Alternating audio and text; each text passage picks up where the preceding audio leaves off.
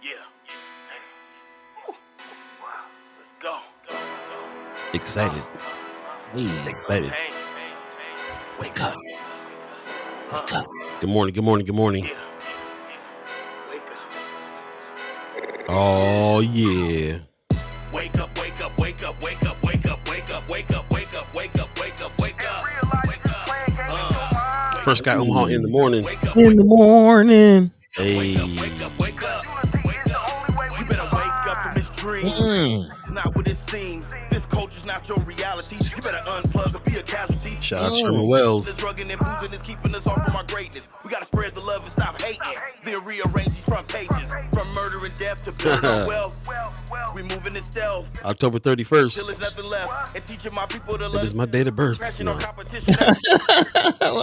People probably know what I did the Smurf. Hey. Wake up, wake up, wake up, wake up. Do the Smurf. Yeah, you remember that line? That's Beastie Boys, man. Old school. Do the Smurf, do the wop, do the baseball bat. Yeah.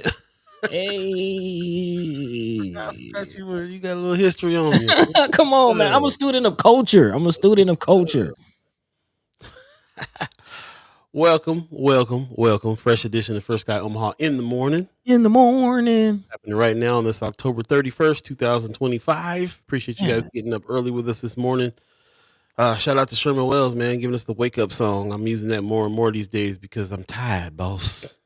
You, man. I'm tired, boss. Yeah. But I'm wired, man. I'm here. Yeah, and excited, apparently. Yeah. Excited. It is very much a very much a Love Supreme Friday, and lots to talk about today. I get excited when I look on Friends of First Guy Omaha, see people chiming up about stuff and having a discussion that even the newspaper didn't get till this morning. That's what I'm excited about. Man, I saw some words from Precious. I was like, What's going on? We dig in. Next thing you know, the majors pick it up. So it is what it is, man. You know what I'm saying? We're dropping it, but we'll talk about it. We'll get to it. First of all, Leia Keister in the chat with the first post. Appreciate you saying happy fry yip yip yay yo yip yay yo yip. She made it easy on me this morning a little bit. Okay. Or is that a yipple at the end? What is that? Is that an L at the end? No. Well, then you just get some new specs. Wait a minute. Let me put my readers on before I start talking. Yo yipple. That's what it looks like at the end. I think it's an exclamation point. That's what I think is going on. Okay. Yippee skippies. What's happening, RG? Morning, y'all. What's going on, RG? Appreciate you representing last night. Coming out to the film streams for the Bamboozle Talk. That's what's up. Squad. We'll be talking about it. Squad in the house. Christy Nor gives us a good morning, up and early, up and at 'em. You're gonna be doing that, getting up early a lot during this campaign. That's what we understand about it. Man. Mama God gives us a good morning, fam. Good morning to you, Mama God. RG said there's the Friday Yippee Skippies. That's right. Yeah, man. Sue Kessler Hagen says good Friday morning. Happy Halloween. Okay. Somebody who's celebrating Halloween in here. That's what's up. John McCarthy. Good morning, First Guy Nation. I like that, man. I do like that. First Guy Nation. Yeah. We use First Guy fam around here, but I mean, what is a nation but a group of families? Ooh, just deep. It also sounds very, very indigenous when we call it First Guy Nation. They might be stealing it from some indigenous groups. As a matter of fact, we'll have to dig into the copyright. Yeah, you're right. We might. Sean McCarthy gives us a happy Friday. Great panel last night about Bamboozle Paul. Appreciate you coming too, Sean McCarthy. We had some fam in the house, man. Yeah, squad. So what's about? Machine Miller Jenkins gives us a good morning. Good morning to you as well. Check your email box. I tried to reach out to you yesterday. Yeah. So let us know. Let us know. We want to get you on, talk about some of this mutual aid because it's been popping up everywhere. And I'm like, I need to hear more about it. We need it. We do need it. And we do need to get together today on this Friday. We appreciate everybody jumping in. If you have anything that's going on this weekend, it's a Haps Friday. So we want to hear about it. Please put it in the chat and put it in Friends of First Guy Omaha. Of course, we'll have a few haps that we can be talking about and all that good stuff. But before we get rolling, how you feeling over there, buddy? What's going on with you? Man, like I said, I'm tired, boss. Have a lot more energy than I thought I would, especially after going off for like an hour and a half of sleep. I'm gonna be honest, man. I was outside last night. Then I got home, tried to get home at a decent hour, but I was still wired. I was still up. You know what I mean? Wind down, yep. Yeah. It's like, man, I got something to do in the morning. Let me try to be responsible. Get home, couldn't go to sleep, man. Just couldn't. So Yeah. But I'm here. Definitely looking forward to today's conversation. Share a little bit. It's been quite the week, man. Of course, I shared. I was at the One Music Fest with Dungeon Family. Got to shoot some of that footage from that. But man, last night, actually today is the 25th anniversary of the album Stank Onya. With records like So Fresh, So Clean. Sorry, Miss Jackson on that album. Again, today marks 25 years since that album dropped. Last night was a album release. Well, not release, but album anniversary party. That's It was dope. crazy. It was dope. Yeah. When I think about that era, that's one of my favorite eras. That's when I'm a funk dude, so I come from the whole funk era, and this is to me when Andre made a turn. You could see he was starting to do something different. He was really embracing George Clinton in that time frame and the whole funk thing. And to me, that album was super, super funky. And they named it Stankonia and said that's where all funky things come. Man. And just the synchronicity of a lot of the stuff that we're talking about, the love supreme energy we come with, that's definitely the Dungeon, man. That's the whole, you think about songs like Cell Therapy and what's going on in society nowadays, songs like Liberation. Man. Yeah, man. So that's the energy that still lives, man. I mean, you see even the imagery it is like Right. Black and we'll be talking about it today. Actually, shout out, to Flatwater Free Press, talking about A Time for Burning. Again, you see the black and white America flag in the background, kind of depicting the black and white, of America. Again, the issue of race and growing up in America and what that means, man. Yeah. Yeah, that's what's up. Synchronicity, I love it. Man, I love it. Hey, How you doing? I'm doing pretty good. I'm doing all right.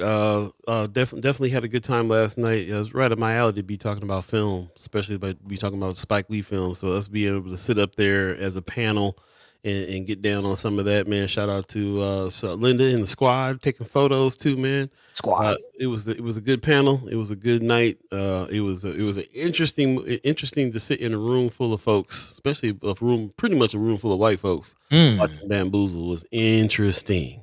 And then to get up on a panel with some black folks and talk about it. So very high off of that. Shout out to Film Streams. Everyone, I walked into the Ruth Sokoloff Theater and just was like, man, it's been going down here for years now. You know what I'm saying? Like it's one of the cultural hubs of Omaha, Nebraska, as far as I'm concerned, is Film Streams. So shout out to Film Streams. Shout out to my friend Rachel Jacobson that invented this whole concept in the first place. Yeah, dude. It was great. So I appreciate it. Also, I'm thinking about today too, man. I talked to a lot of people last night about what to do about helping folks with food, because it's not just people on SNAP. It's not, everybody was already hurting. Everybody was already mad at spending $100 for one bag of groceries right now. Man. Everybody was already going to food banks.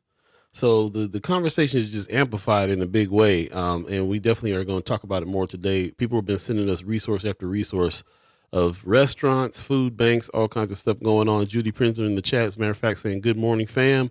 She says she's off to Holy Family this morning to help feed the houseless.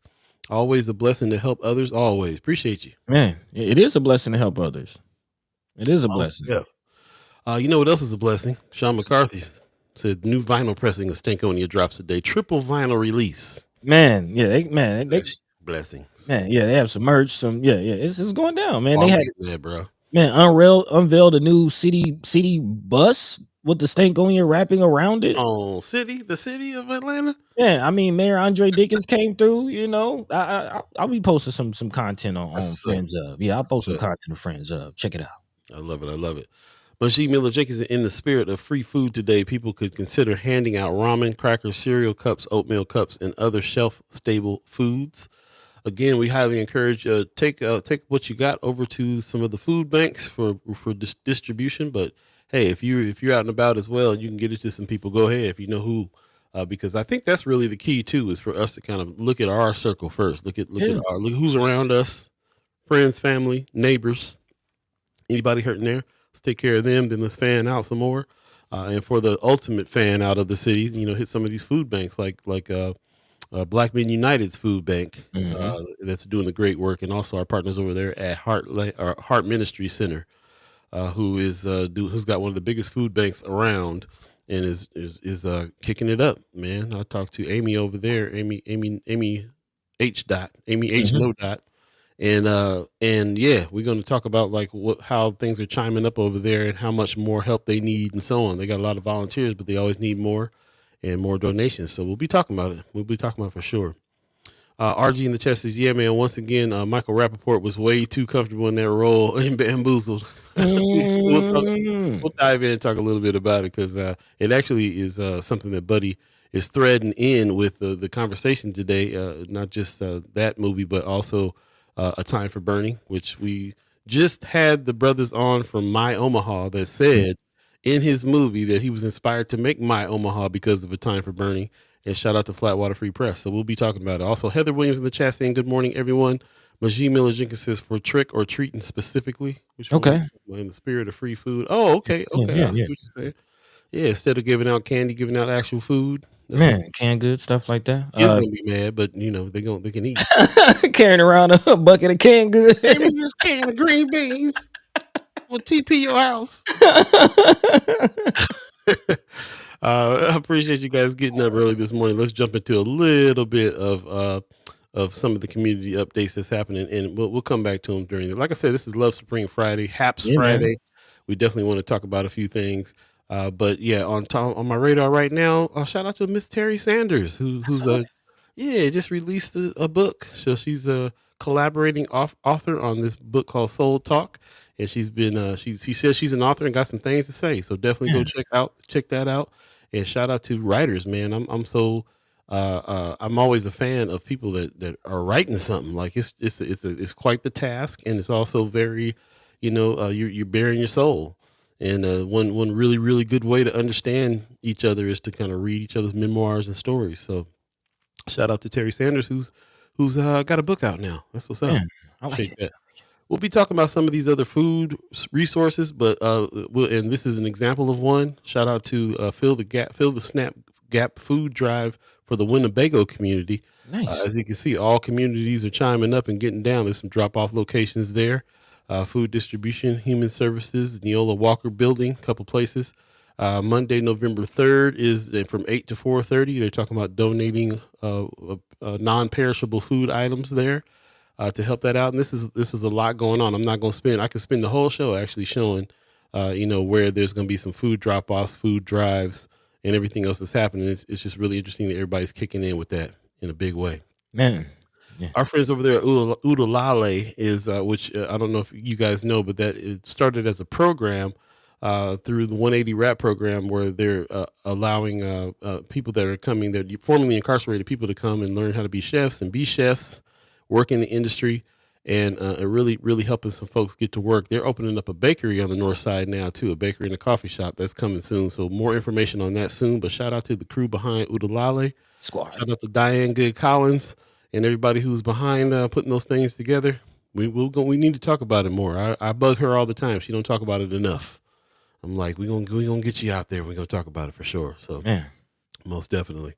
And right now, that's kind of what's going on here. I also wanted to kind of start the show off with something kind of funny. I don't know if you guys been following my man Jordan, but he's got some. This is his brother named Jordan that's doing some things big time. I said, did I pull his? I don't think I pulled his flyer.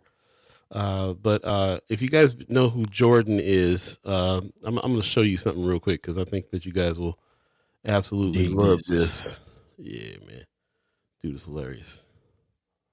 Oh, they hate to see me coming. Don't you hate to see me coming? You know what I hate? Omaha's favorite pastime. Inner city construction. You know, we used to tear down buildings to build parking lots. Now we're tearing down parking lots. Live downtown, they said. Guaranteed parking, they said. What are you, stupid? You enjoy recreational activities at the riverfront? Well, we've replaced them with inconveniencing you. Are you from Council Bluffs? Well, you can stay there. I don't even know how to play bridge. But somehow I fear I'll never get the chance. You know, our favorite pastime used to be potholes. But since then, we've discovered sinkholes. And we haven't gone back since. Alright guys, let's clear the area. Yeah, all of it. A little too quiet. Now that hits the spot. What's the matter, son? Cat got your tongue. Cat got your... Are you or a loved one in need of medical assistance? Well, that's too bad. You still... Yeah, man. You can watch the rest of that. Go to Jordan's page and watch the rest of that. He's been doing these a lot, and it's kind of really funny, just kind of putting a satirical spin on this whole every place in Omaha is under construction, and yeah, gaining some speed. I'm seeing people in a lot of different groups coming back and talking to this cat, and he's found his little niche with the comedy side. I really like it, but he's also a very talented musician. And he'll be playing this weekend. I thought I had the flyer. He'll be playing this weekend with his band, Jordy and the Jitterbugs. And so, yeah, we'll find the flyer and talk about him in a minute. But yeah, dude's hilarious. Dude is hilarious. What's happening, Pops? Good Friday morning, man. Love from Las Vegas. Appreciate you. Thank you. Michelle Moreno gives us a good morning, everyone. Yeah, appreciate that very much. So, yeah, so far, so good. 7:15, if you believe in the concept of time. We appreciate you guys joining us. We're trying to have a pretty lively Friday in the midst of all the stuff that's going on, because I don't know. I got a good feeling about like how people are kicking in. We talked about it Wednesday. What are we going to do, especially about stuff like food needs? Well, on the grassroots level, seems like a whole lot of people are kicking in on some stuff, and I'm less worried about what's going to happen with our brothers and sisters that need the assistance. So with that, let's go ahead and jump into today's discussion, buddy. What's the thread for today? Yeah, a word kind of came to mind as I was preparing for the show, and it's representation. Representation. So we'll kind of be talking about that in various angles and facets and levels. But definitely, would love to have the conversations with all of you. So good morning. Thanks for coming on. I see some of you coming through late, but hey, better late than never. So again, let your mind be free. Let your voice be heard. I definitely want to talk about this Odalale story as they are opening up on some things, man. Big shout out to Diane Good Collins and the whole 180 reentry program team, man. Again, partners of ours. We've gone, actually, again, shout out to Paul, and sitting with some, incarcerated brothers and sisters and training them and going through some journalism training and education and introduction with them. So they're expanding on those efforts. We'll be talking about that and really kind of opening up, the show with, as I've been trying to do more of the affirmative type of stories, some efforts that are, looking to help people. Of course, we're talking about all the ways elected officials are hurting people, and we'll be getting into that. But I definitely want to talk about some ways that things are helping, especially on the houseless situation. There are more details expected to come out for Mayor Ewing's homeless encampment response program. Again, Mayor Ewing not happy with the proposal from Brinker Harding and coming up with his own solution. So and we'll be talking about that. But again, Mayor Ewing not stopping there with the solutions. Big shout out to Mayor Ewing announcing yesterday of a citywide food drive as the pause on SNAP benefits continues and expected to hit nationwide tomorrow. Responding.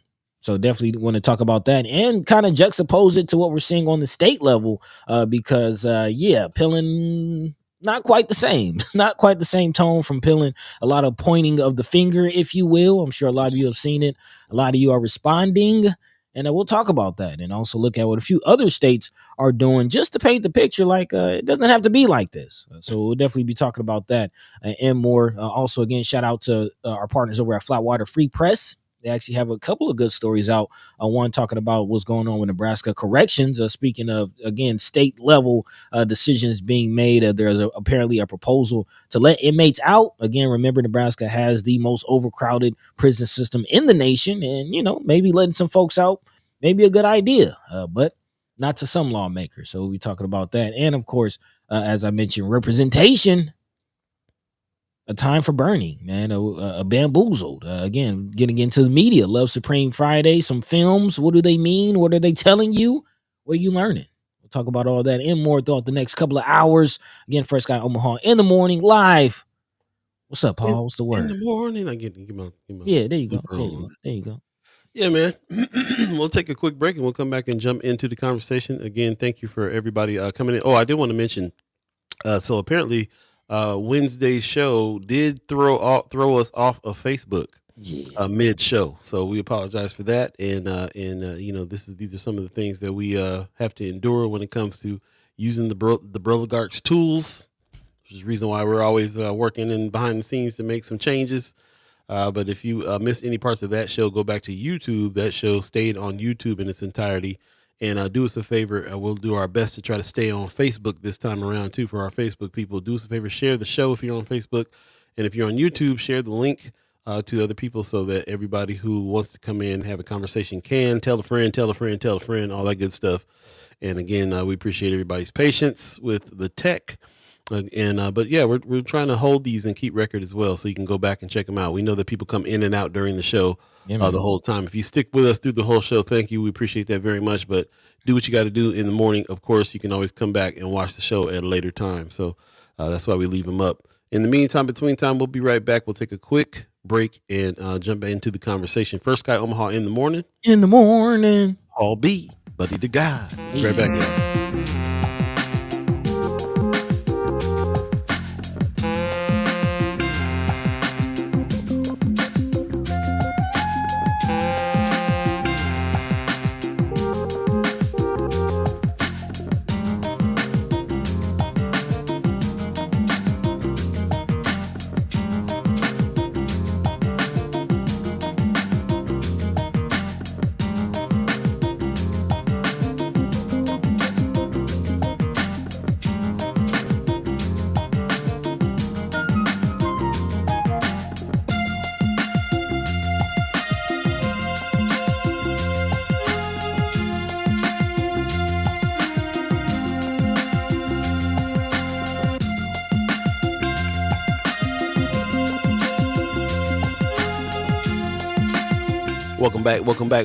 Welcome back. First Sky Omaha in the morning. In the morning. All Beeee, buddy to Gawd. Found that flyer that Jordy in the Jitterbugs flyer is going to be playing tomorrow, November 1st, 7:30 to 10:30 over at the Jewel Capitol. So on Capitol Avenue.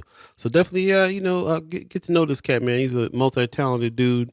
Like I said, I know him kind of on the music scene, but he's jumping into some other things, and he's got some pretty funny, entertaining content going out there with commentary on the city.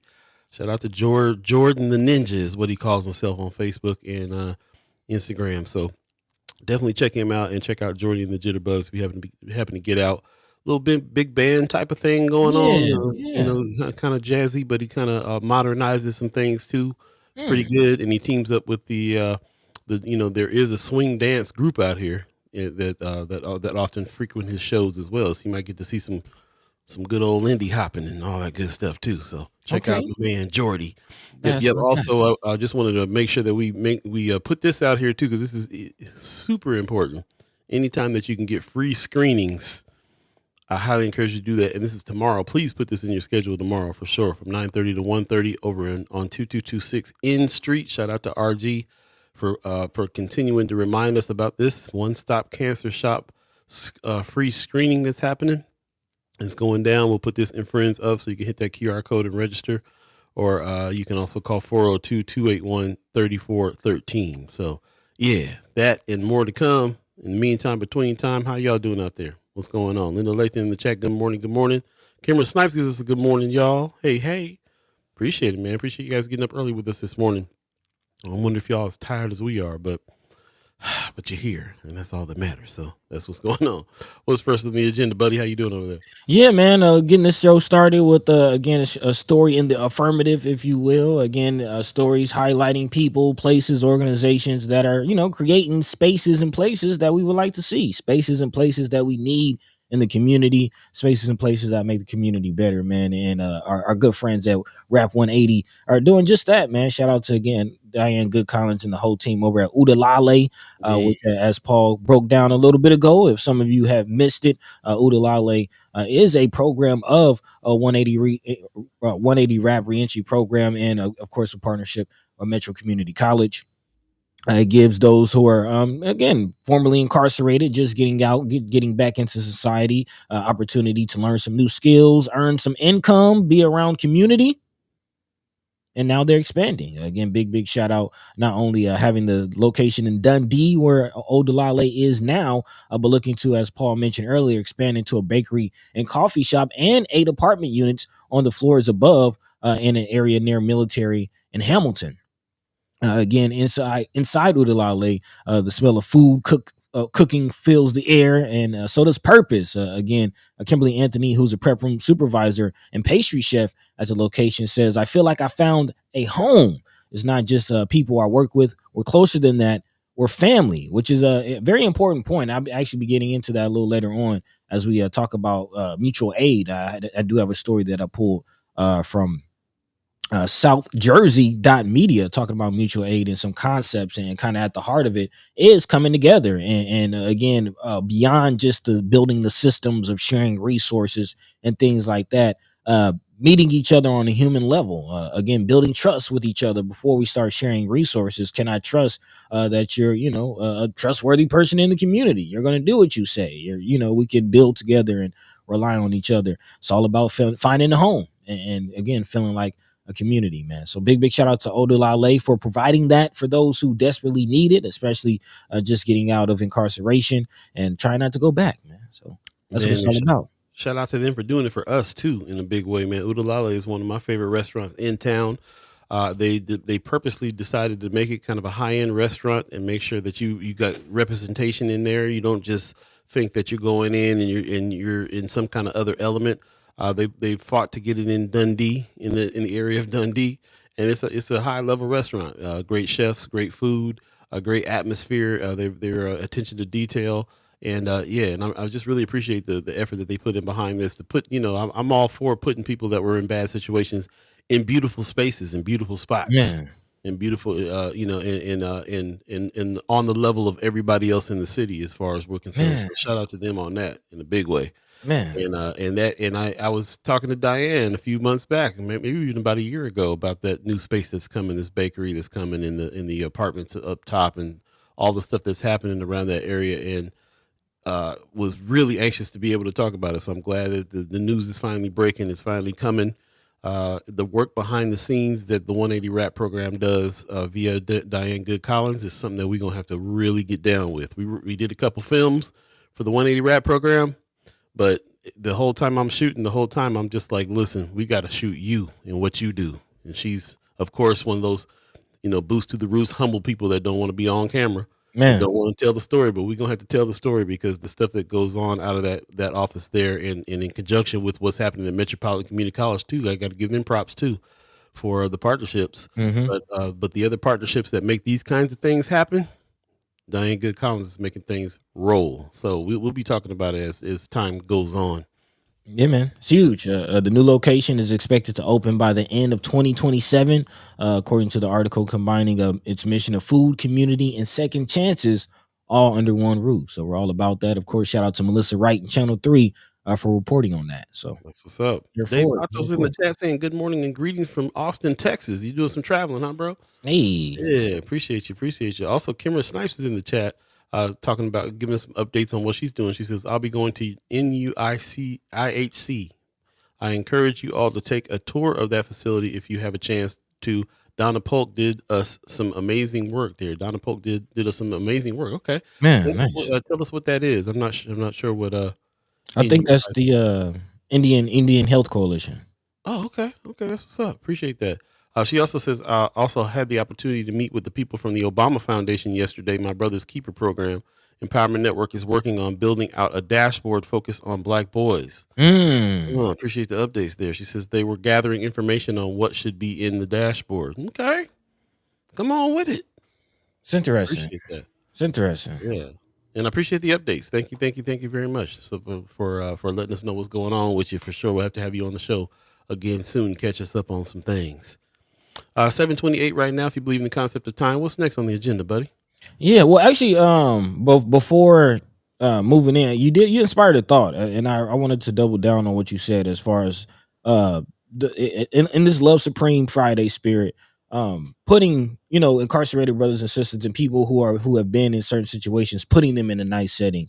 That was kind of the point of us having the Fun Fest at the Omaha Press Club. Again, we're in the press club, and for some people might not consider us traditional press, or might not consider us media, might not look at us in the same light as the Omaha World Heralds. But that's why we were in the press club, and a lot of you who came, that was kind of your first time to say, hey, we deserve to be in these types of nice areas too. But it also reminded me of Virgil and his statement about putting taking a can out of a trash can and putting it into a gallery. And you can it can be called art. It's all about how the environment around the thing that changes one's perspective of it. Man, So shout out to Virgil Abloh, man. He's man, one of my biggest influences. man, and yeah, you reminded me of that when you were talking about that, man. So yeah, and Love Supreme. Wanted to share that thought. If you don't know about Virgil Abloh, definitely check him out, man. Young kid from Chicago, went on to do some great things in fashion and art. So yeah, check him out. Speaking of that fun fest that we had at the press club, man, shout out to brother Kasim, who finally got to deliver his award, and he posted this about it, and I just reminded me about the work that we tried to do here to do that, to really kind of uplift what it is that everybody in this community is doing. He won the award for Boots to the Roots. It was all about his grassroots.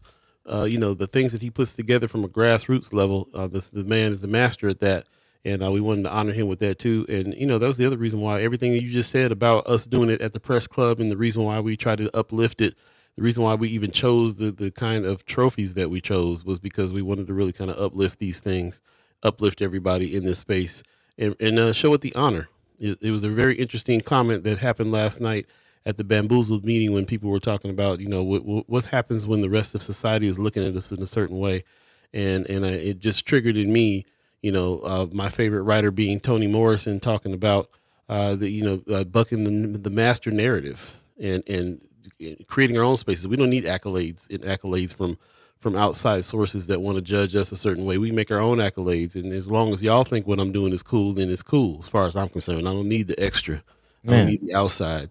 I don't need to fight them for recognition, and I think that's a huge deal, and the reason why people like Diane Good Collins fights for stuff like Udalale in the Dundee neighborhood. Same reasons.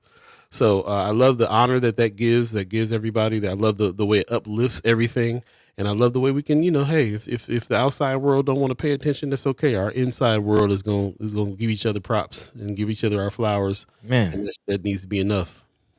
Man, I love that. Speaking of bigging up, Anthony Rogers right in the chat, giving some love and flowers to Tamara Dwyer, Sister Tamara Dwyer, who deals with our houseless brothers and sisters. He says, I want to take this opportunity to give many flowers to Tamara Dwyer. Loved my meeting with her. She's a real one, and we need to assist her in her salient work of humanizing houseless folks. And man, just the synchronicity of this conversation right now, man, I appreciate that comment from our brother Anthony Rogers right, because it goes right into my next story, and it's a perfect segue into what we're talking about. Again, he says her salient work of humanizing houseless folks, again framing how we talk about our brothers and sisters who don't have a roof over their head. Again, when we see them in the environment that they're in, it's easy to judge them. When we see them sleeping on the side of the street, when we see them sleeping on benches, when we see them congregating in parks, it's easy to judge them and look at them in the perspective that the environment kind of evokes. But you got to look at these people like humans. You have to look at these people like because we're all one paycheck away from that. So again, we got to jump into this conversation and talk about it. In Space is the place.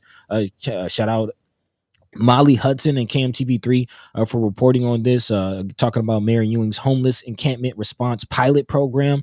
Again, the city is still trying to figure out what to do with the homeless encampment situation. Again, there was a vote last week on Councilman Brinker Harding's proposal. Of course, that did not go through, trying to criminalize our houseless brothers and sisters. But what I'm loving and hearing from the community is an effort, an attempt to humanize these individuals. Again, we talked about Mayor Ewing threatening to use his first veto power if that ordinance did go through, and not just stopping there. But of course, I'm talking about this pilot program. He will share his vision of the program actually on Friday. On Friday, Mayor Ewing will share his vision for what is being called the Homeless Encampment Response Pilot Program that will officially start on Saturday. Any attempt is good. We will just have to see if what the mayor has in mind is going to be a workable solution, or at least a settling of the situation. Also, reporter Molly Hudson spoke with Tamara Dwyer, speaking of Tamara, who is, again, the city's homeless services coordinator, about the encampment at 84th and Grover.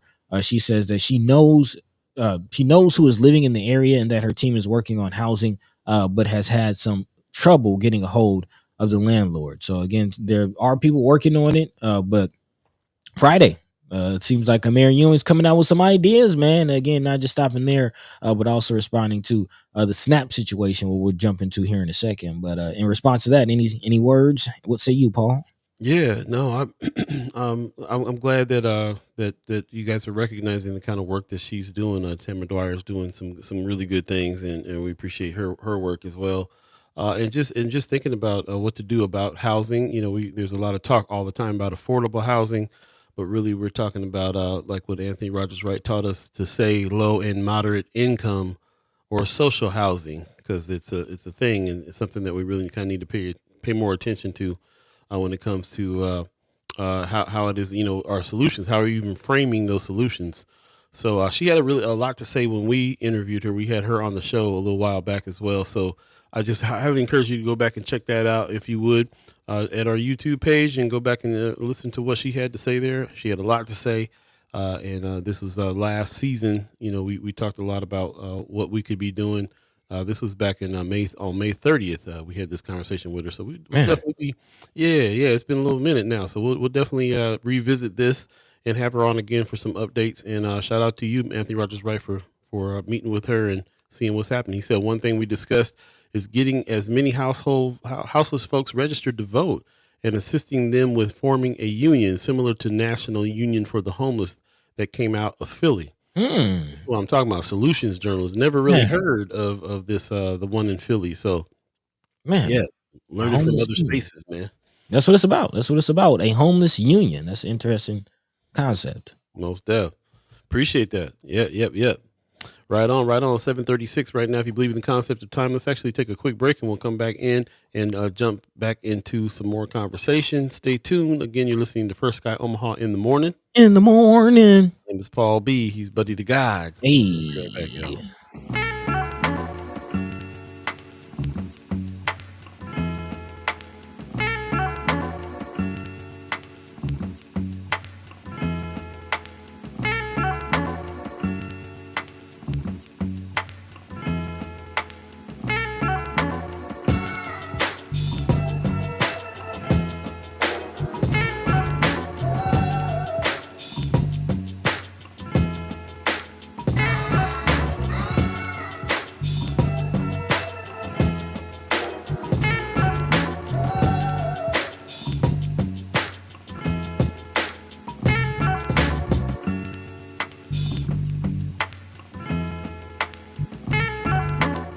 Welcome back. First Sky Omaha in the morning. Don't forget, Monday we'll be checking back in with the senators for Senator Cypher. It's happening. Senator Ashley Spivey, Senator Terrell McKinney grace us with their presence, and we can check in with them on a few things.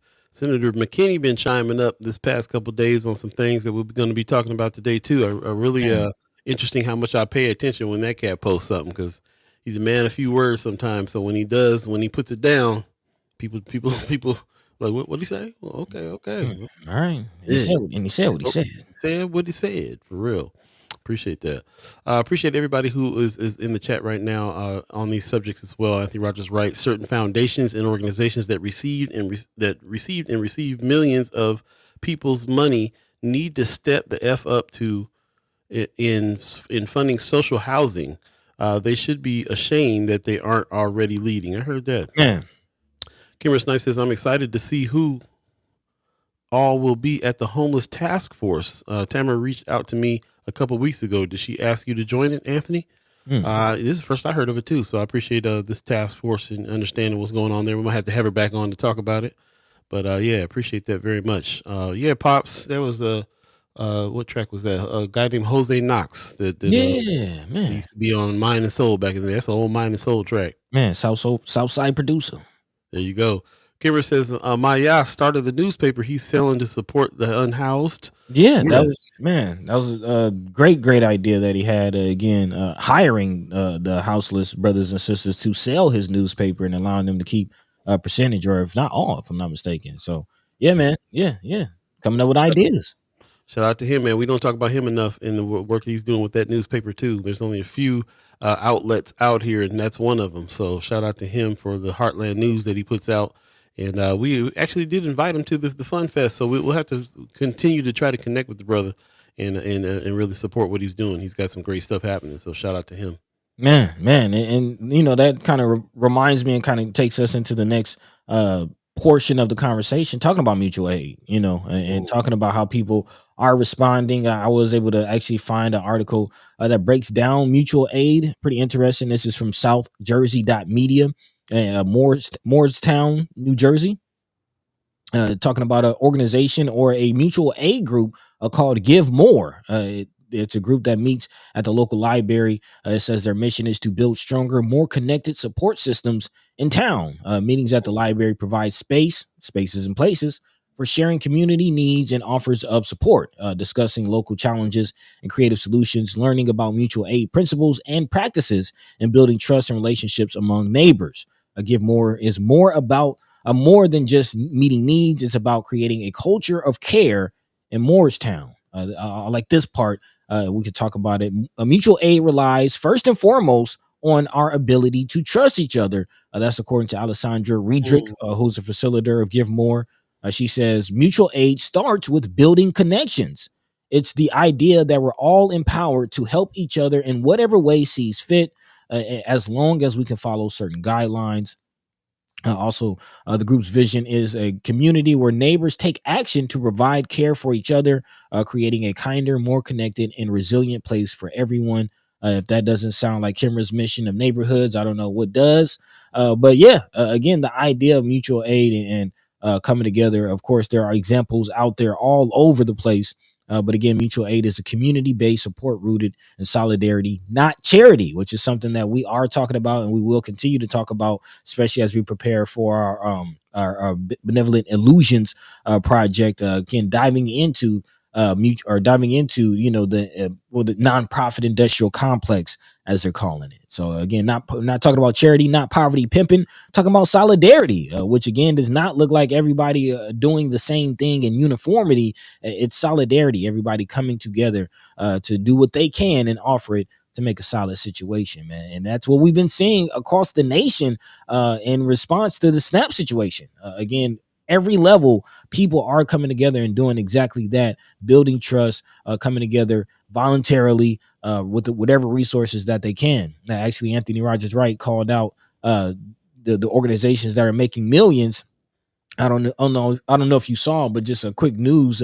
Billie Eilish, again, pop star on tour right now. She recently received an award in front of a room full of billionaires and millionaires, and called them out, asking, what is the point of billionaireism? Why are you billionaires to begin with? And then put her money where her mouth is, donating $11.4 million of her tour proceeds to those in need of food. So again, almost every level, people are chiming up and responding, not just celebrities and entertainers, but even judges. Again, the legislative and judicial branches are chiming up as well. In particular, CNN reports a judge out of Boston indicated Thursday that she will intervene in a high-stakes fight over the Trump administration's decision to not tap into billions of dollars in emergency funds to help cover food stamp benefits. Again, reminding people that $5 billion with a B is sitting in an account somewhere waiting to be used. And again, officials are not using it, whether that's Republicans or Democrats. I'm not here for that, and we'll actually be talking about that a little later on. The fact of the matter is the money is there and it's not being used. In the article, Judge Idira Talwani, again, U.S. District Judge Idira Talwani says that right now Congress has put money in an emergency fund for an emergency. And it's hard for me to understand how this isn't an emergency when there's no money and a lot of people are needing their SNAP benefits. And to Paul's point earlier, this comes at a time when people were already struggling. The system was already kind of bowing and bending, about to break, if you will. Again, tariffs, layoffs. Mm-hmm. Yeah, cyber attacks. There's it's been kind of a snowball effect to get us to this point, and it's going to be a long winter, and we're going to need more people stepping up. Interesting too. I heard a news report earlier this morning, or maybe last night, about the SNAP benefit situation, not just affecting the individuals who are on SNAP, but the venues that use SNAP, the stores that use SNAP are feeling the pinch. They're in trouble. There's some stores in certain neighborhoods that they say the majority of the money that comes in, 80% of their money is SNAP. And that's the reason why they put the store there. They put the store in places in neighborhoods that people can get to, reach, and use their SNAP benefits to be able to buy food and so on and so forth. And without those SNAP benefits, those stores are in jeopardy as well. And I just thought, we don't even know what the trickle down effect is on all these things when it comes to this stuff too. So just thinking about that, you're in a food desert. It's hard enough to find to get stores going in the neighborhoods and stuff like that. The ones that are there are in jeopardy or in trouble because of what's happening here with the SNAP benefits. And it's kind of a really messed up situation. But at the same time, I'm definitely seeing so many people and so many organizations step up and answer the call like they was all sitting in the wings, kind of waiting for it. And it's just a trip. So there's, like I said, we keep on getting a lot of messages with a lot of them. We'll talk about them all throughout the show. This is one of the latest ones as well. Free fresh food drive-through event happening Wednesday, November 5th. Setting up for another drive-through, 5 p.m. until boxes are gone. Cars can line up starting at 4:30 at Miller Park. So as soon as I saw Miller Park, I was like, oh, I bet you Ashley Spivey got something to do with this. Senator Ashley Spivey, put some respect on her name, and she does. And and that was Justin Wayne's district as well too. So shout out to Justin Wayne being a part of this. Terrell McKinney's district is right next door to Ashley Spivey's district, so he's a part of this. John Kavanaugh is a part. Williams for OPPD. There's some people that are jumping in on this to sponsor a free fresh drive-through that's happening, and this is one of many, many, many things that's going on around to try to ease up have some relief there. We talked about a few things the other day. A couple of restaurants, Lisa's Radio Cafe chiming up, giving away a free donut and coffee if you bring in some canned goods. Also, Noli's Pizza, they were in the news this morning, as a matter of fact, because they're actually giving away free food to people when you call down. If you're in trouble, then they'll hook you up. We saw one floating around Friends of First Sky Omaha for Taco John's, even though we think that was the Taco John's that's outside of the Omaha area. Still, there's restaurants, individuals, and organizations that are trying to chime up and fill the need, fill the gap. Along with in other places, some politicians and some judges and some other people trying to fill the gap as well. Yeah, man. Most def. What are you peeping out? I'm seeing you. Yeah. I'm looking in the chat. Again, of course, the chat is on point as always. But I appreciate what they're saying before we get into the next topic. Let's see, where do we pick up? Anthony Rogers Wright says we need to. Definitely do want to talk about that. But he says we need Mary Ewing to answer some questions about why his police chief met with Kash Patel and the FBI. Not cool at all. Yeah, we're gonna get to it for sure. Yeah. But they were talking about mutual aid. That's what I was kind of more so looking at. Anthony Rogers Wright says we need to keep foundations and nonprofits as far away from mutual aid as possible, or it will become charity and institutionalized. Also, Sister Cameron says not all nonprofits are out here ruining the world. We're definitely looking at mutual aid at One Omaha and how our lane fits in. She also says in regards to the My Brother's Keeper dashboard, she says she's asked the Obama Foundation to actually track mutual aid in that dashboard for Black boys. So, it's definitely a great idea. And then the comments about divisiveness, I do want to kind of talk about. Kimra Snipes says this is not the time for divisiveness. But Brother Anthony Rogers Wright says it's absolutely the time for divisiveness. Dividing mutual aid from charity and institutionalization is necessary for organizing and realizing the alternative systems we need to emerge. And I will say, through the nature of where we are in this country, it's going to be divided. And I think we should recognize some divided lines, and that line is who's helping and who's not. Period. Because this is Gavin Newsom again said it. I mean, Martin Luther King already told us the house was on fire, but Gavin Newsom is calling it a five alarm fire now, which means all hands on deck. All hands on deck is exactly the phrase I was thinking on for sure. All hands on deck. Also, Replenish the Vocalist is in the chat saying it'll be an issue when they get the numbers and see how many white people are affected. I don't know, bro. I think they already know. Well, they're doing what they're doing. Yeah, we'll talk about that too, mutual, as far as representation and how the SNAP imagery is being used and kind of pushed and things like that. But before that, continuing down this mutual aid thread, as you mentioned, is not just judges but also politicians answering the call as well. Specifically, the governor of Delaware. NPR reports the governor of Delaware, Governor Matt Mayer, apparently declared a state of emergency to temporarily fund SNAP benefits for his state's recipients who are again dealing with the loss of SNAP. Again, not electing to wait on federal judges or to wait for Congress to make a decision, whether it's Republicans or Democrats, just waiting for somebody to make the decision to do their job, to spend the money that they have.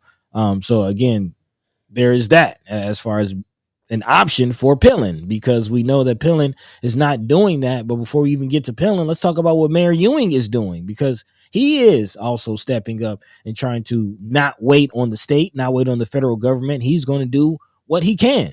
Again, Omaha Mayor Ewing announced a citywide drive Wednesday, and called for community support for those who won't receive benefits under the SNAP program. Again, over the next week, Omaha residents are asked to drop off non-perishable food items at community centers, according to Mayor Ewing in a press conference. Those items will be donated to the food bank for the Heartland, which I believe is actually the largest food bank in the state. Ewing also encouraged residents to make monetary donations to organizations like the Food Bank, the United Way, and the Omaha Community Foundation. Again, the United Way will be distributing 100% of donation proceeds to local food resources. That's according to CEO Shauna Forsberg, who, again, was also at the press conference. The Omaha Community Foundation is also open what they're calling a food relief fund to support residents facing food insecurity. That's according to Ann Meyensberg, who's the director of community investment with the Omaha Community Foundation. So again, about $150,000 in Keno funds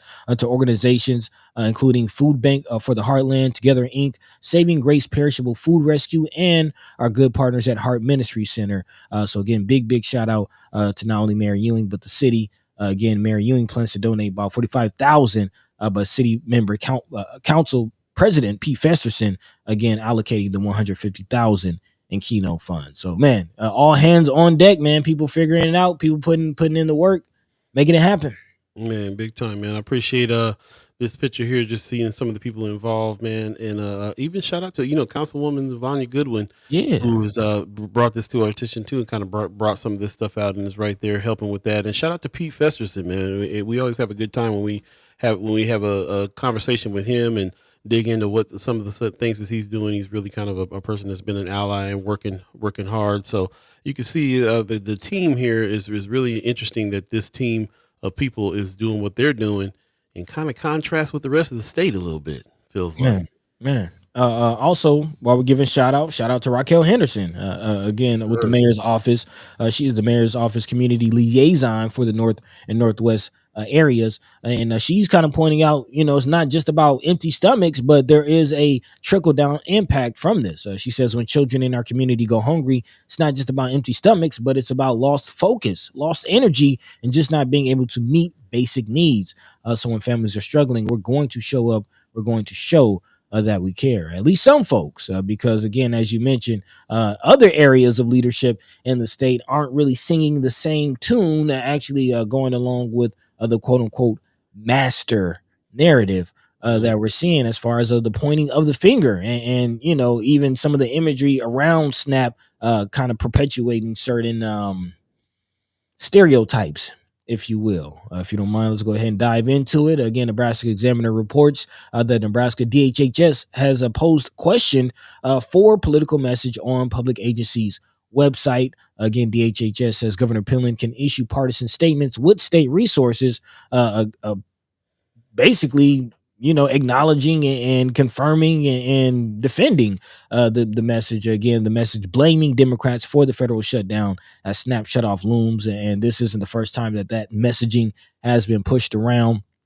Of course, airports across the nation are either electing or not electing to push a message that is also saying that Democrats, blaming basically Democrats for TSA agents not being paid, and for some of the long lines people are seeing in airports. And again, this is very, very dangerous rhetoric. And again, I do, as I mentioned, and I'll stand on it. This is a time of divisiveness, dividing along the lines of those who are helping and those who are not. It's very clear, where people are in this time. If you're not doing anything, then I'm looking at you with a side eye right now. If you're not at least sharing resources, speaking, if you're not doing anything, and not just that, but if you're going along with this foolishness, blaming Democrats for this situation, it doesn't matter if it's Republicans or Democrats.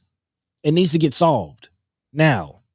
And the dangers of, first of all, creating a situation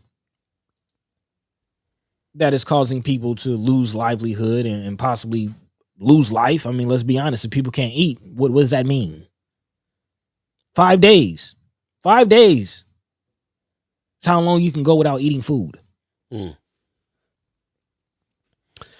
Yeah. We definitely have to see. We definitely got to dig in and see, like, like I said, man. I'm on this other tip now where I'm just seeing so many individuals and organizations stepping up, chiming up, to really kind of take even just the worry away from what's going to happen with people. There's going to be some resources out there for people. It's unfortunate that things are going on in the state the way they are, but we already are on the side of doing something about it. And so, I just I stay there, or else I get too mad and really like want to dive too far into trying to make somebody see some sense, have some sense, or see the right way or anything like that. They're gonna do what they're gonna do. We're gonna do what we're gonna do. That's it. Yeah. Before we get any further, I just want to give a shout out to Wanda Lewis, who came in and gave us a good morning. Thank you. Also, Sarah Phelps, who came in and gave us a good morning. Hey. Appreciate you guys coming in. We can see that the chat is going in a lot of different directions. People having conversations, but I highly encourage you to still don't get intimidated by that. Come in. We'd love to hear your comments on some of the stories and things that we're talking about right now too. Please add to it. Don't worry about the other conversations that are going on so much. We appreciate everybody trying to get together, but we also highly encourage everybody who is a chat chimer to come in and drop your messages as well. Wanda Lewis in the chat says a lot of people who are trying to respond and assisting are those who has the least to give and could actually use some help themselves. Ain't that how it always goes? The people that have the least are always the ones that are reaching out. It's like you feel it. You know what it feels like to not have. So you feel it more directly when you're watching other people not have something, and it usually inspires you to give whatever it is you got, your last $2. You know what I mean?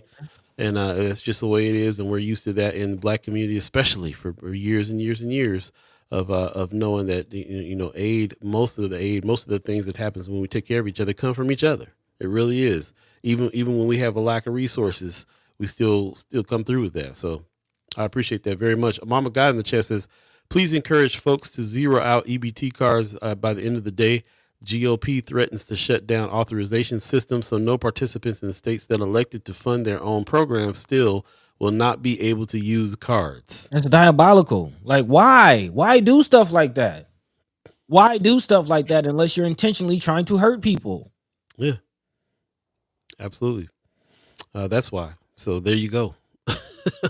That's really what it's about. But practical advice there. Appreciate that, Mama God. Definitely, again, and please encourage folks to zero out your EBT cards by the end of the day. This is all happening November 1st. That's it. It's going down tomorrow. Yeah. Also good advice. This is something that I've heard in the social spheres and kind of, actually, if you can pull up that DHHS photo again, because that was another point of contention, not just the blaming of Democrats, which in itself is crazy. I mean, you create solutions where people are struggling and then point to it's their fault that you're struggling. It's a dangerous situation, and there's been other chapters in history where that didn't end up too good. So but beyond that messaging in there, you see the image of the family that's there, a Black family on that page, which is very interesting given how this whole situation is being framed. Again, Trump has not been shy about saying, these Democrat-led programs, we're going to shut them down permanently. Yeah, the Democratic-led programs that seem that they are trying to shut down because they're racist, and all they want to do is say we want to shut down whatever Black people are getting out of a situation. When it's really crazy when you understand that it's mostly white folks that are on any of these programs. And this is the stuff that Senator Terrell McKinney, I'm showing a photo that he posted from his page. He saw the post on the website, took a picture on his phone, and immediately jumped in to say something. And like I said, when Senator McKinney speaks, I tend to chime up because he's a man of few words, and he'll let you know what's happening. He said this post is both racist and misleading. Republicans control the House and Senate in Washington, plus the president, not Democrats. So this shutdown is on them. They also hold every statewide office in Nebraska and maintain a majority in the legislature. And let's be clear, white Americans use more SNAP benefits than black Americans, yet they use this kind of imagery to push racist narratives and create false illusions about who benefits from government assistance. Exactly. So in 2 sentences, the man says what we trying to say the whole show. Man, and to that point, I know Sister Kimmerer, she says that she knows a sister who has 8 children right now, 8 babies losing her food stamps. Those types of individuals, tell them to turn down news interviews. If you're if you're a black family, single mother, if you're a black individual and news comes to interview you about losing SNAP benefits, decline it. Again, strategic communication. Understand, they're going to try to find any opportunity to put black people in front of this SNAP issue so that those who are hearing the dog whistle will not care about SNAP benefits losing, because, hey, it's the black people losing their benefits. We all know what's really going on, but I'm talking about the propaganda that can be pushed, that is being pushed. The narrative that is being pushed. Be wise, y'all. So again, if you know somebody who is struggling, help them out, but don't let them become the poster child for SNAP benefits. Yeah, the new welfare queen. Exactly. Yeah. It's just amazing to me that people are still they're going back to that old mess. It's been debunked. Everybody knows it's more white folks on than black folks on any kind of aid. Everybody understands that the corporate aid and all these other kinds of aid and subsidies for farmers and everything else is aid too. And everybody's on aid, and they try to act like it's just people of color, it's just black folks on aid, and it's crazy when I look at that. When I look at that image on a state-run website, this is Nebraska, the state of Nebraska's Department of Health and Human Services website, like Senator McKinney calls them, the Department of Hell and Harm. Due to a failure by Democrats in the U.S. Senate to pass a clean funding bill, resulting in a government shutdown, SNAP benefits that many Nebraskan families and kids depend on are now unavailable in November. Sadly, there is a wealth of misinformation coming from Senate Democrats.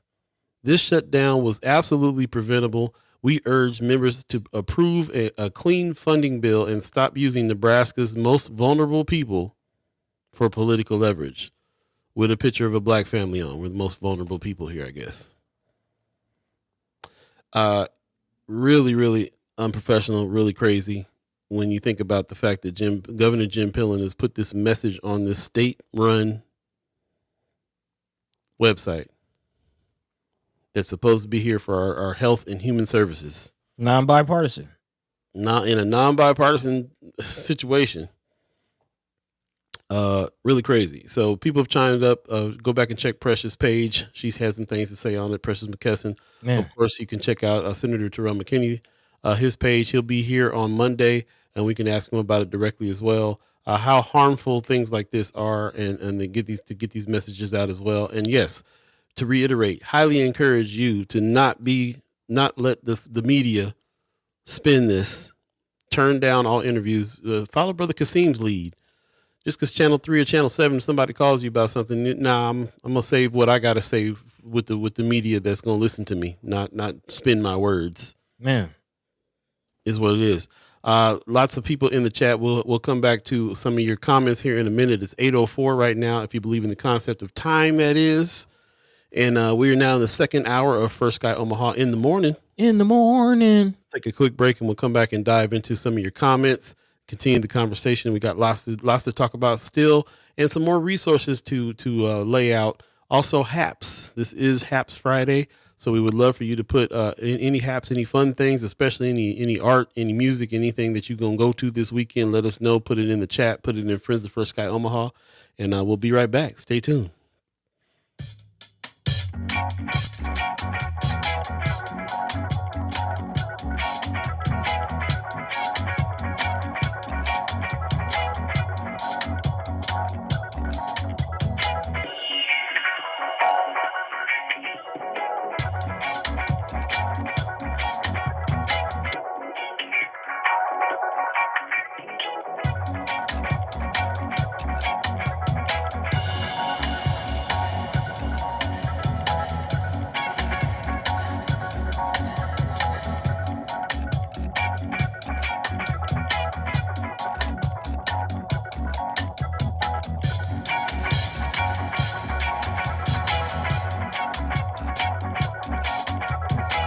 Welcome back for Sky Omaha in the morning. Man, this month has been October's been Children's Health Month, growing healthy, growing happy.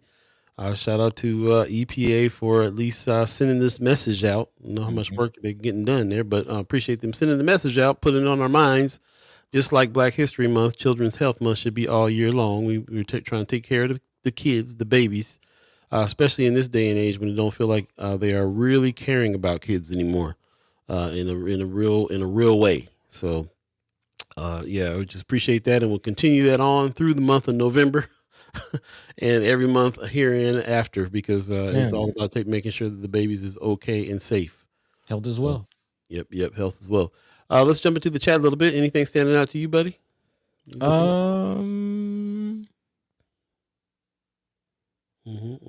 Yeah, I did want to acknowledge Dave Ponto's comment earlier, saying that we exceeded our goals. Speaking of mutual aid, he says, thank you to Chimers and others who joined my match challenge by donating to Black Men's United Food Bank.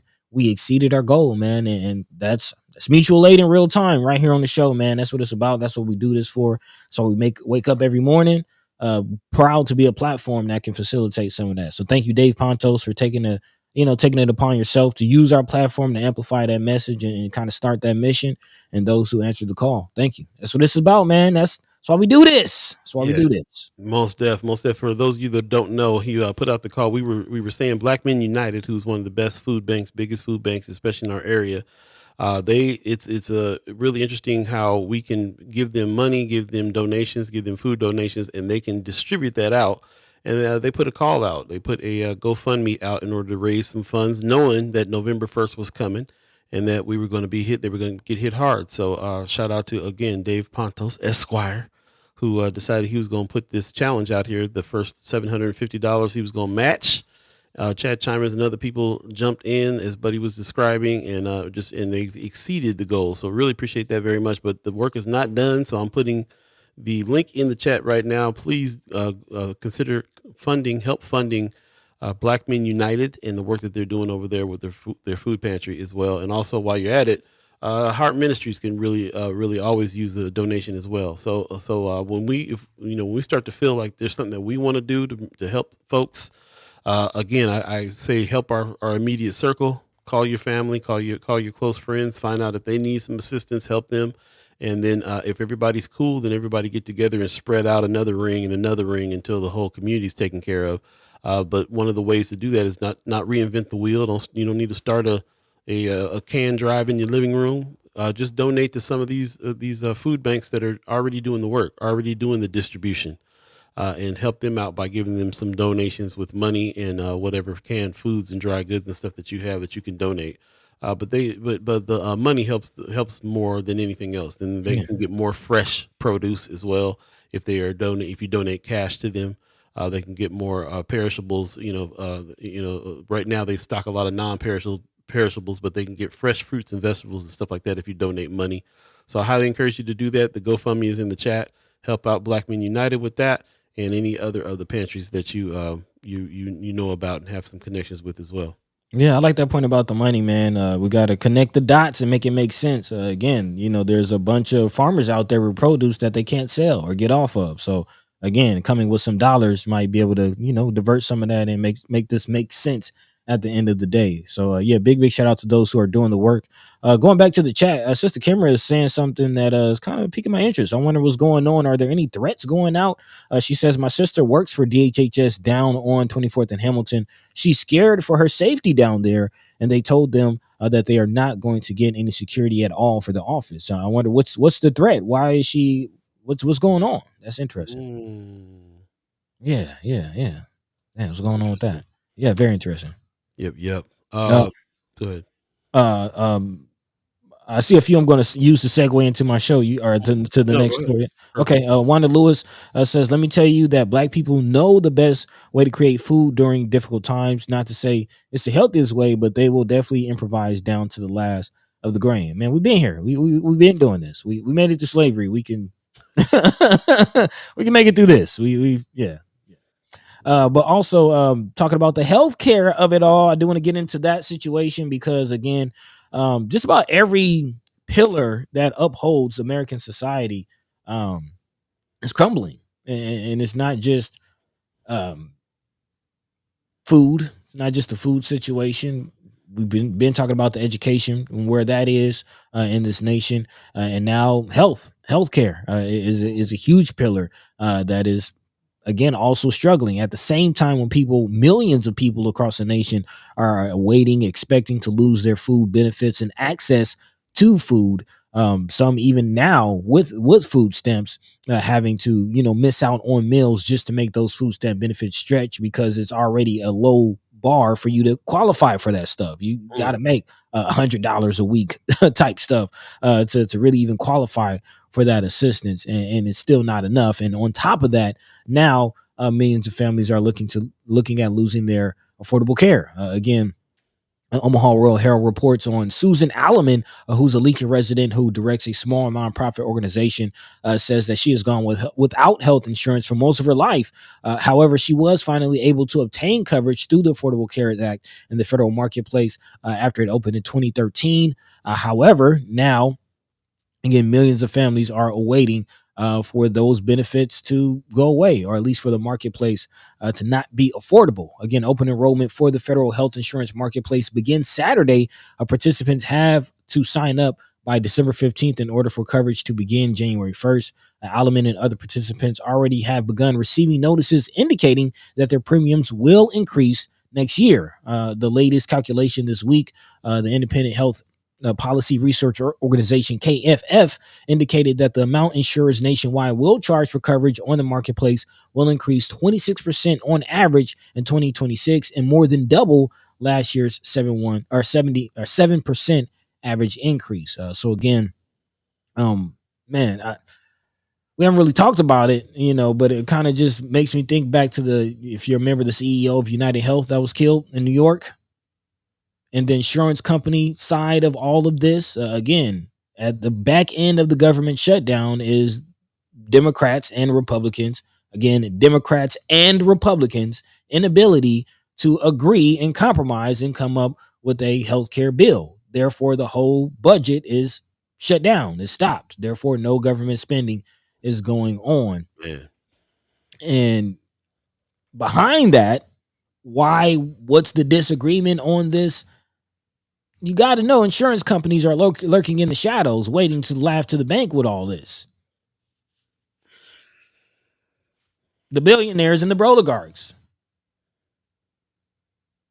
So again, as we continue to talk about mutual aid, big shout out to RG for reminding us that there are resources out there. I see you getting angry, Paul. There's answers. There's solutions.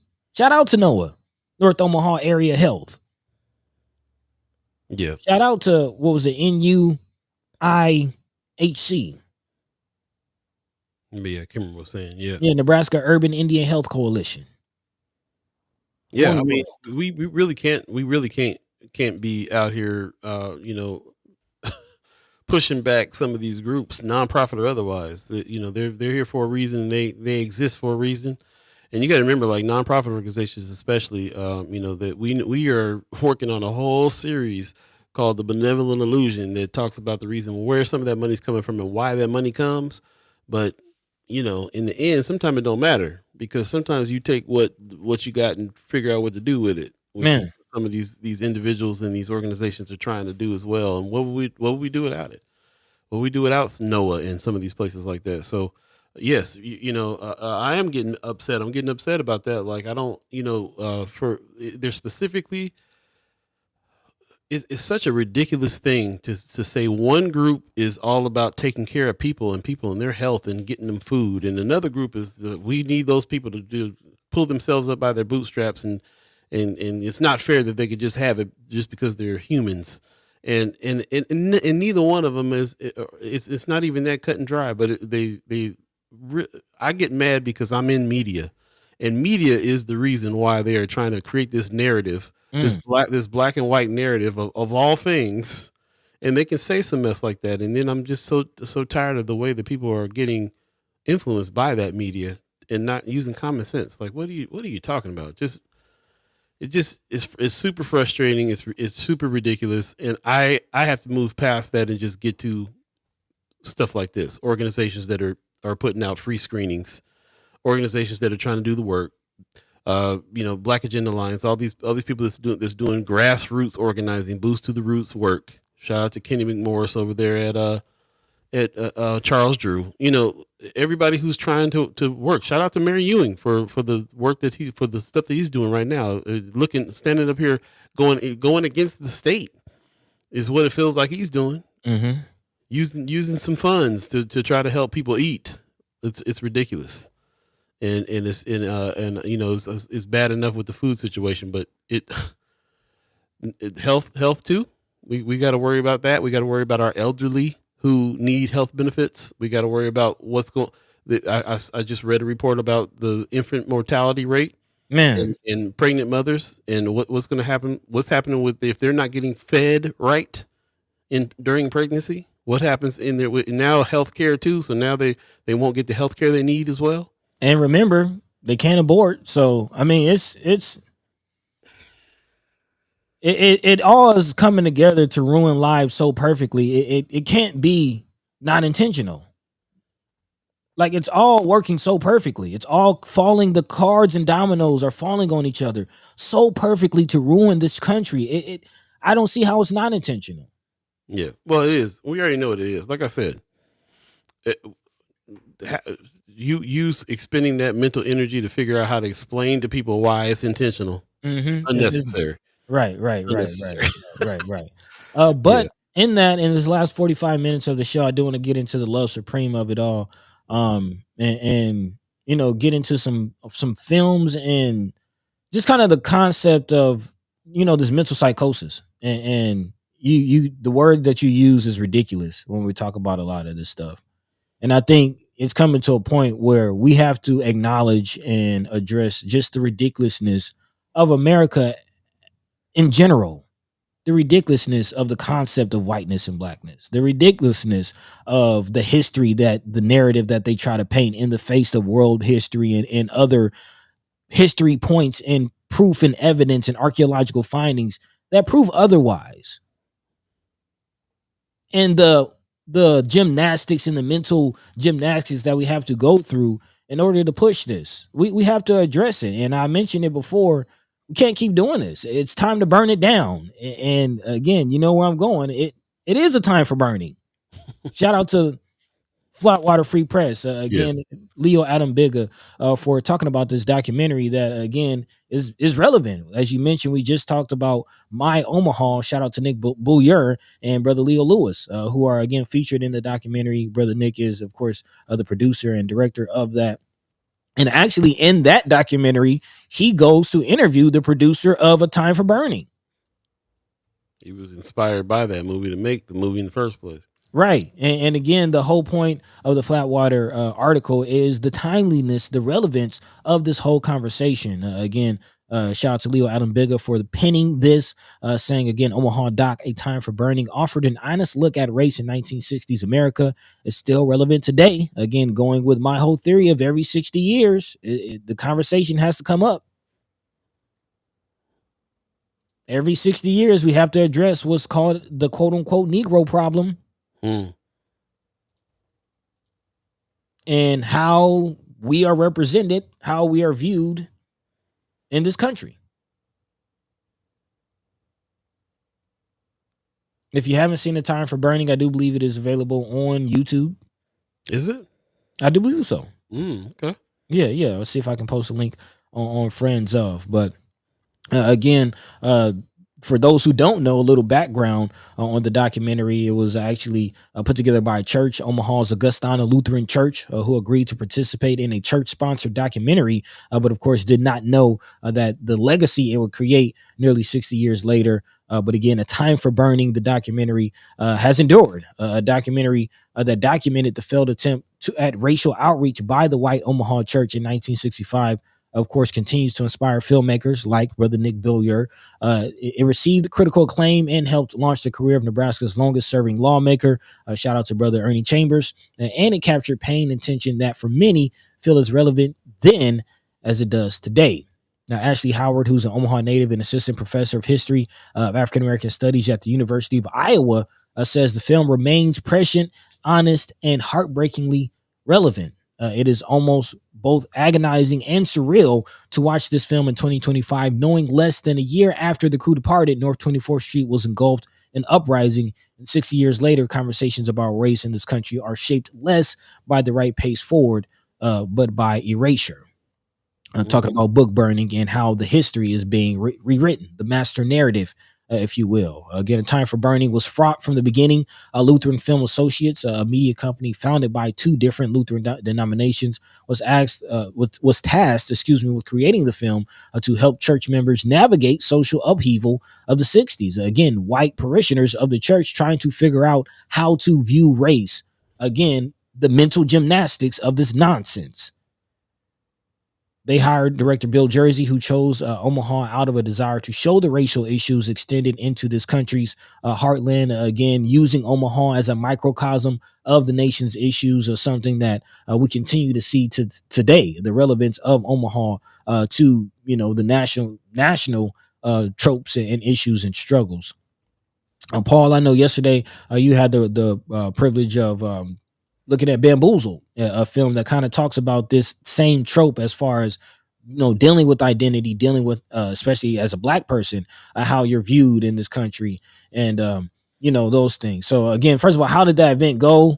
And I know you have a lot of thoughts on Bamboozle, so take it away. Yeah, well, it's really interesting.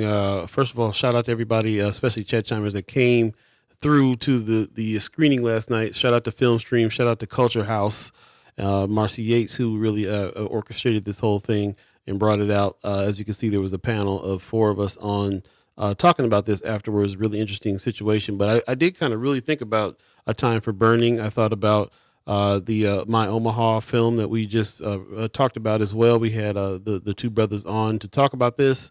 And there was a screening. And, of course, a lot of Chat Chimers went to go see this as well while I was in theaters. And this is going to really pick up some steam. So just kind of, documentary film to me, first of all, just in general, is one of the best devices for learning for a person like me. Like I definitely visual, definitely just the narrative of a documentary film laying out what it does. I think it's just one of a great learning tool. And when you start to watch, and then when you couple it with a movie like Bamboozle, that's a narrative. And that's a satire on top of that. It really is interesting to kind of see the extremes. So you put these theories out when it comes to the documentary film. You explore the extremes of those theories when you're writing a narrative. And it all just is kind of coming together for me. When I first moved to Omaha, I got wind of that, of the Time for Burning movie. Found it on DVD, watched it over and over. Was very inspired by it as well. The filmmakers were people that came in from another country, as a matter of fact, to shoot this. So the perspective they had from being somebody from another country and not in this on either side made for a certain kind of narrative on this documentary that I thought was really important too. And I think it's the reason why it's lasted the test of time in the zeitgeist of documentary films from the 60s about race. Man, that's an interesting point. It's a great point. Seeing quote unquote white presenting people who don't identify as white and trying to understand and explore whiteness and what it means. And it's almost like, oh yeah, they don't all consider themselves white. Like whiteness is not a concrete thing. Yeah. It's interesting. But And then like that, I'm thinking about Time for Burning and the way that they really kind of reached out to. This was all stories about like white church members who were trying to do the right thing, kind of ended up doing the white thing, but it went down like that because they were trying to stand up. There were a few of them were trying to say, hey, listen, this is this whole concept of the white folks are better than black folks. We need to rethink, and they got a lot of pushback on it, and not much happened according to that. And it's also a recycling of that. It's also a recycling of all of that. Because here we are with one of the latest movies that's out, My Omaha, that's discussing the same stuff. White privilege. They can't stand that when you say privilege. The relationship that Nick Boulier had with his father and how it just was recycled to me. It was the same kind of thing. He's a very religious man too. He was in the church too, but he had these kind of real hardcore Republican views. And it was really interesting to see. And then, of course, Bamboozled, when I couple that in with the Bamboozled movie, which we discussed last night, Spike Lee is the only person that could have done this. And not only and that makes Spike Lee the most, one of the most, and probably the most important filmmaker in our country. I believe he is. And I believe that Bamboozled is an absolute important movie that everybody in the country needs to see. And he's the only one that could have done it. Because what he's doing is tapping into the history of the reason why people think like they think now, and these messages keep coming over and over again. How are we being perceived? Who is behind the perception? This movie is about white supremacy without ever saying white supremacy. It's about it. It's about the tropes. It's making people face what it is that they think and why and where it comes from, and even. We talked about it with the audience that was mostly white, and we talked about how Marcy Yates asked the question, who's aware of who's seen blackface before? Most of the people raised their hand. They understand what blackface is. They know some of this, but most of them and most of us weren't there in the era, and we don't really jive with that, and that's really not in our zeitgeist, but it is such in the psyche that it comes out in modern ways. It is the reason why a lot of people feel, if there's some white people out there that feel like they're better than black folks. They don't know why they feel like they're better, but it's because it's been passed down from stuff like what Spike Lee is bringing out about the minstrel shows from the 1900s and 1920s, and just the idea that you have to be this person who is who has to buy into that narrative in order for you to make it. It's really Delacroix. It's really Damon Wayans' character that was bamboozled, because he was like what Michelle Troxclair described at one point, which was my generation who came up with these kind of rose-colored glasses, thinking that things were different, things were changed. People, black and white people, were dating each other out in the open. Nobody was getting killed over it. And everything was different. But then we get older and realize nothing is different. Nothing has changed. And the buying in part didn't work either. The generation before us did a lot of that, thinking, well, we can go ahead and get these corporate jobs and buy into the system and change it from the inside. And that didn't work either. It doesn't work. And here we are again, same cycle, same look. So, this is because my diet consisted of My Omaha, A Time for Burning, and Bamboozled. I definitely have some narratives here about some through lines about what's going on here now and how we're being perceived now. And I think the takeaway for me is that a lot of people right now are going back to this like, well, what does society as a whole think of us? This mess right here got us back talking about how divisive it is that they put this black family on here. It's been debunked already that black people are the biggest beneficiaries of aid. It's been debunked. For anybody to be feeling funny, embarrassed, mad that these fools did this, I don't want to expend the energy anymore. Of course these fools did this. Of course they will continue to do this. They've been doing it since Bamboozled 1900 days. They've been doing it for the whole time. They've been doing it this the whole time. When you think about how this is not different than anything that they've ever done before, man, who is ignorant enough to get influenced by this now? This is the thing I want to tackle, because I want to talk to them people So they quit getting bamboozled by stuff like this. We don't need to give it energy. Of course these fools do this racist stuff. Of course they do. You're going to always see it. I'm tired of it affecting how it is we feel about ourselves. I'm tired of that. Man. Amen. In the words of Maya Angelou, when somebody shows you who they are, believe them. Keep it moving. Act accordingly. I'm sorry that I went off without jumping back into the chat. Oh, I it's see all the good. chat really moving. Stuart Knight in the chat saying great movie. Good to see your name again. I haven't seen you in a while. Yeah, appreciate that. Top of the morning. Yeah, top of the morning. Kimmer Snipe says there's research that shows that people who committed crimes did not have a meal within the last 48 hours. Woo! That's deep. That's deep. Your whole chemical balance is off. Man, I mean, the determinants of crime. Just fight or flight. That's a natural reaction. Wow. If you go hungry, fight or flight. What you gonna do? Man. But again, it's intentional. It is, and that's what really was about to me. So I highly encourage everybody to check these films out, to watch these films. Get reminded, there's a point in time when I was watching this kind of stuff all the time, and then I stopped. I got tired of seeing us portrayed certain ways. I got tired of this narrative that you even get tired of the narrative that you got to overcome. Like, just can we not always have to have a problem? You know what I'm saying? Like, It'll be nice. You should stay mad all the time, and sometimes I feel like that's unhealthy. And there's times that you need to not go through that. And I think that it makes the times when you do go through that even sharper. I found that out too. I used to stay at a level of mad all the time about it. And then I started trying to find my joy and trying to figure out how I can relieve myself with this from time to time. But then, and then the way I regulate it is, has this happened before? Have I been mad about it before? Is this a new one on me? Because if it's a new one, it's time to get mad. And I usually, now I'm getting madder than I was when I had that even level of mad before, but it's because it's at points. And so that's how I see most of the time. For me, I got to go say nothing that they never did. This is the same old mess. What's this? And we've already came down to what the solution is. The solution is ignore them fools, ignore the master narrative, don't accept the premise, gather your own together and give each other flowers and give each other what we need and do that. Yeah, man. That's the answer. So the next time another foolish thing comes up that is reminiscent of everything else, here's Bamboozled with Man Tan and Eat and Sleep on the front, looking real minstrel.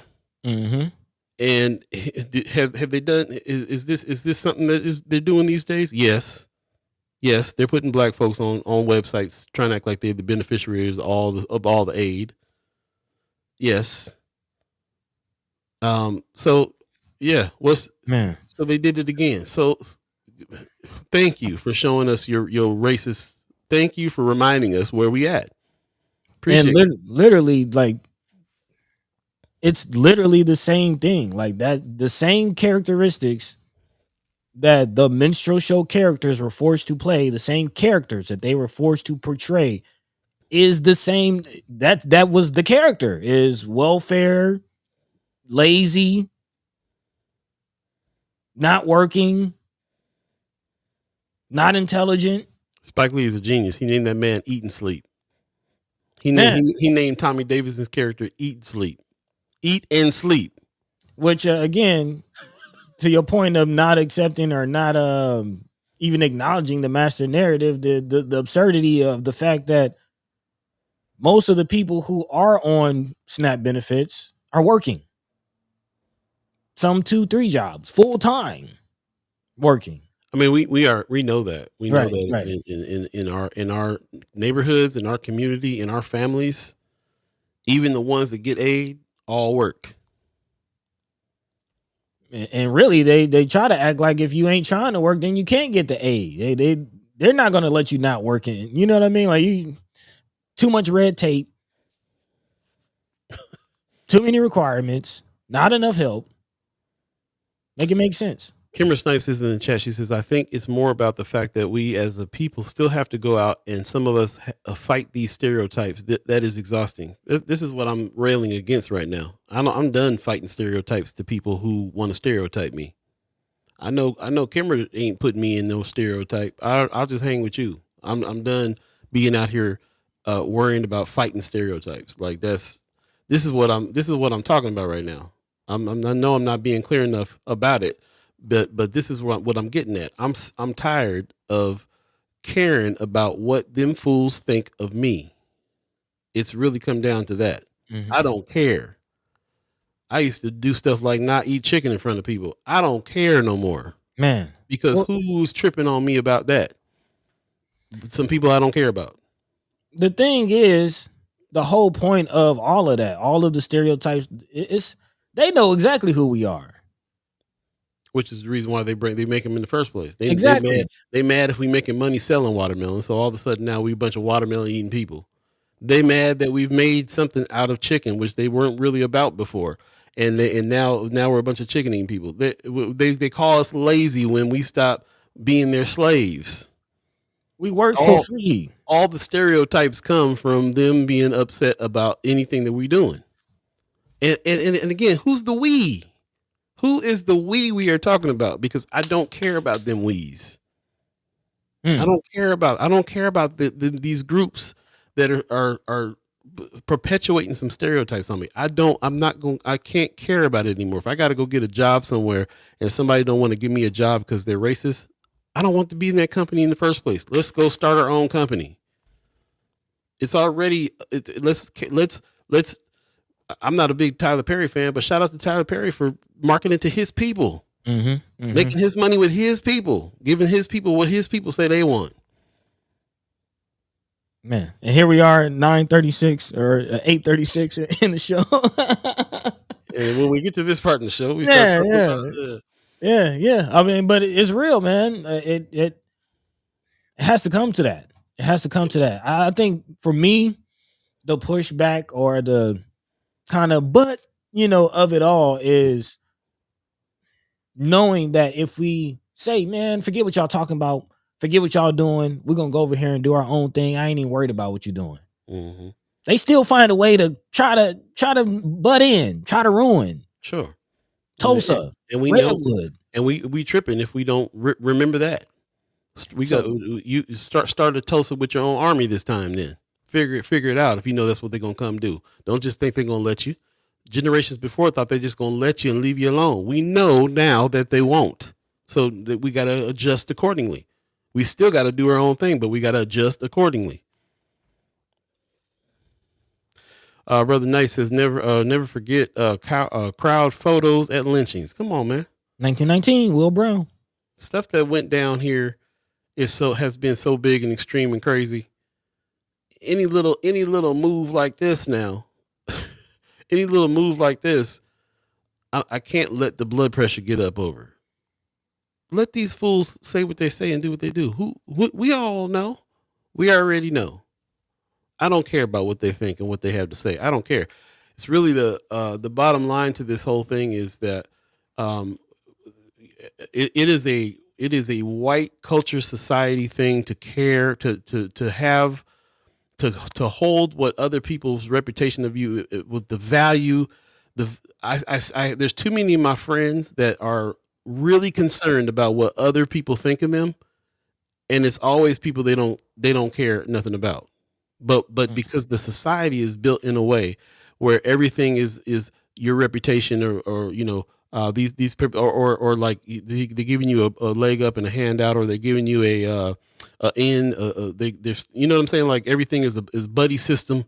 Nobody's really doing nothing on merit. It's all who you know. All these things are going on so much so that it causes my white friends to be anxious all the time about who don't like them, about who about kissing the ring, like we talk about Pillin is doing right now. Like that is not a culture I want to adopt. That is not a culture that comes from my culture originally. Not with that. We all are human beings, and we all want to be loved and liked and admired by people that we love and like and admire. But who are they? Who are they? if I come on here and I talk about something and y'all got my back, I care about what y'all care about. If one of the monitoring spirits is listening to what I got to say and don't like it, I don't care. And if you want to stop something in my life or you want to hurt me some kind of way because of it, we'll just be fighting. Because I don't care what you have to say about it. And I might not even expend that much energy doing that. I might just go over here and start my own and protect it. Yeah. And I think another level to it is a point that I appreciate from our brother Deontay Kyle, Grits and Eggs podcast. Legs, shout out. Yeah, man. Yeah, man. And it's even further beyond, trying to prove something to somebody who don't like you. It's also trying to prove, your humanity to somebody who doesn't act humanely. Like not even, not just trying to make somebody like you who doesn't like you when you're just trying to, do your thing, but the hypocrisy of it all. The hypocrisy of it all. And I think we know. Chat's going off. I appreciate you guys in the chat, man, because I'm like, I got to calm down. Yeah. Let's go to the chat. Rogers Wright says, here I thought I liked chicken because it tastes good and not because I was genetically predisposed to liking chicken. Shout out to Dave Chappelle. Stuart Knight says, speaking of chicken, why is there never any white people at Popeyes commercials? You know why. And no blacks in Taco Bell commercials. Y'all cracking me up. Black Dynamite in the chat. Good morning. He says, speaking of Tyler Perry, I think that this shutdown is going to push people much closer to situations like that, like the movie Straw. I ain't seen the movie, man. I haven't seen it, but I mean that's the part. That's the point. Again, you got to understand that on the back end of this is the private prison complex. Right. This man Tyler Perry has built a studio in an old slave plantation in the South. He's named it after black folks. He caters to black folks. He's a billionaire. He got all this stuff going on, and white people don't even hardly know who he is or know any of his work because he caters to black folks. Point blank. Period. Just read an article. He just bought BET and VH1. Did he? BET is black owned again. Finally, that makes sense. I've been seeing again, representation is kind of the word of the day. I've been seeing some programming from BET that's like, oh, okay, this is different. This feels different. Feels different. Shout out, bro. Man, Viacom. Man, I still got to go over there to Tyler Perry's studio and check it out, man. Definitely got to check it out. Yeah, right down the road. Marlon Harrison, you out there doing some traveling. I appreciate you sitting on your flyover, your layover to talk to us. He said, honestly, done giving people who dislike me that type of day. Yes, I know they exist, but 78% of me will current to living my life like it's golden, like Jill Scott. Living my life like it's golden.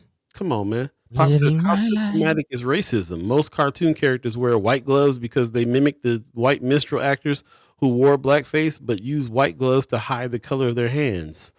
Mickey Mouse, bro, was a minstrel character. Man, we've been dealing with this for years. Brother Knight says we have to learn that the concept of race is all about competition. Interesting. I never associated the word competition with this institution of race. We've been really thinking about class and how they use race, how they're using race because of this class situation in all sectors of reality. That's what's up. Yeah, man. Lots to it. Let's call. I'm gonna get off the soapbox and take a quick break. We'll come back and love Supreme the rest of this show out. Stay tuned. You're listening to First Sky Omaha in the morning. All be buddy to God.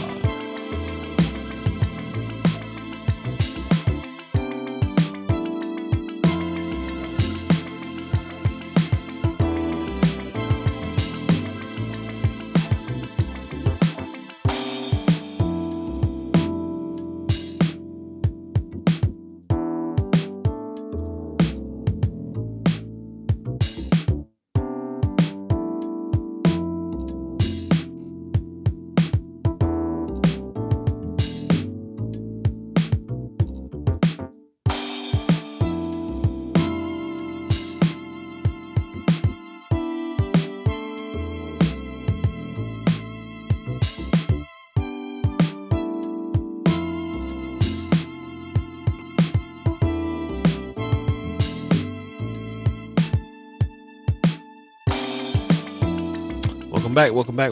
For Hey. Sky Omaha in the morning. In the morning. Dreams of your ticket out. Man. What's going on, y'all? Yeah. Skibo Slim in the chat. What's happening, bro? Man, peace, God. Peace. Said all I got is us. All you got is we. I love Man, it. but it's enough, brother. It's enough. Love it. RG says so. We got Buddy Blast and Beezy Bombs. Beezy Booties. Hey. That should be a segment where y'all just regularly get stuff off your chest. I hear it, man. We be trying to. I mean, the second hour is for us to kind of really get into the discussion and get a little deeper and and really kind of read between the lines and dig deep. So we want to present some news. We want to talk about what it is that we think about this news with the community for sure. And then we want to kind of open it up, man. Let it flow, y'all too.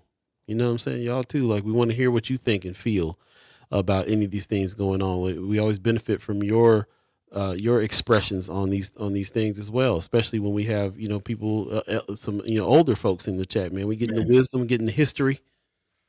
Word. You got young folks in the chat. Young folks is telling us what the young folks is thinking about right now. You know That's community, man. That's community.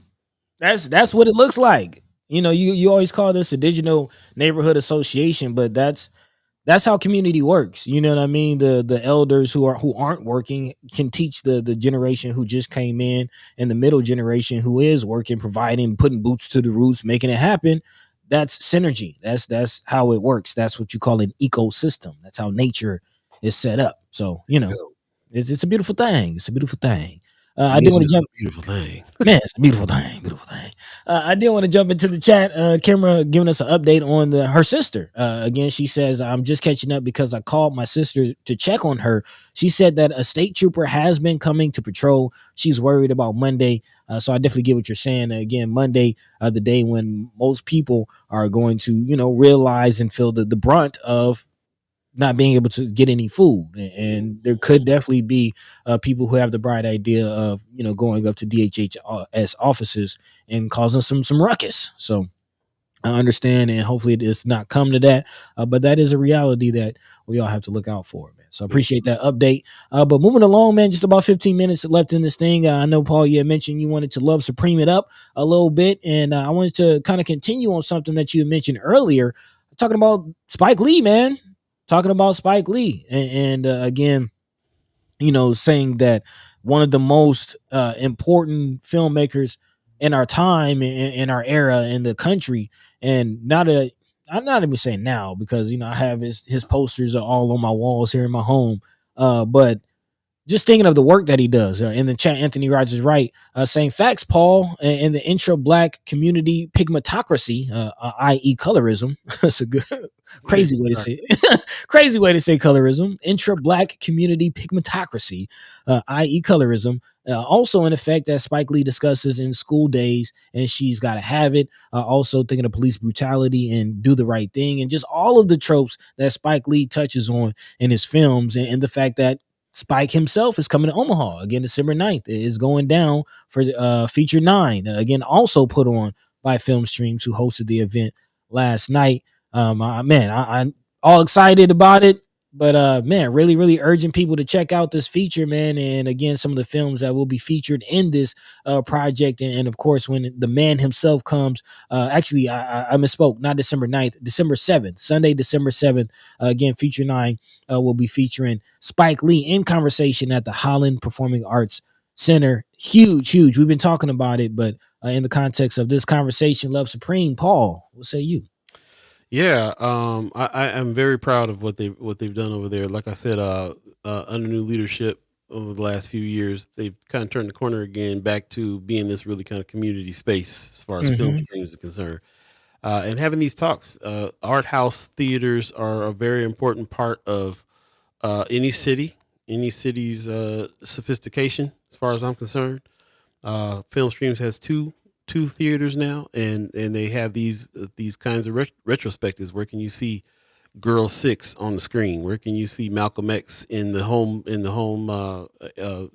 birthplace of Malcolm X? Man, Film Streams did that, and people were able to go watch Malcolm X on the big screen with people from the community that live right around where Malcolm X is born. This is important stuff that they're doing here, and bringing Spike Lee here is super important. Anybody in the film industry knows how important he is, and when they try to act like he's not, it's because it's on some racist stuff. They tired of him always making comments on race.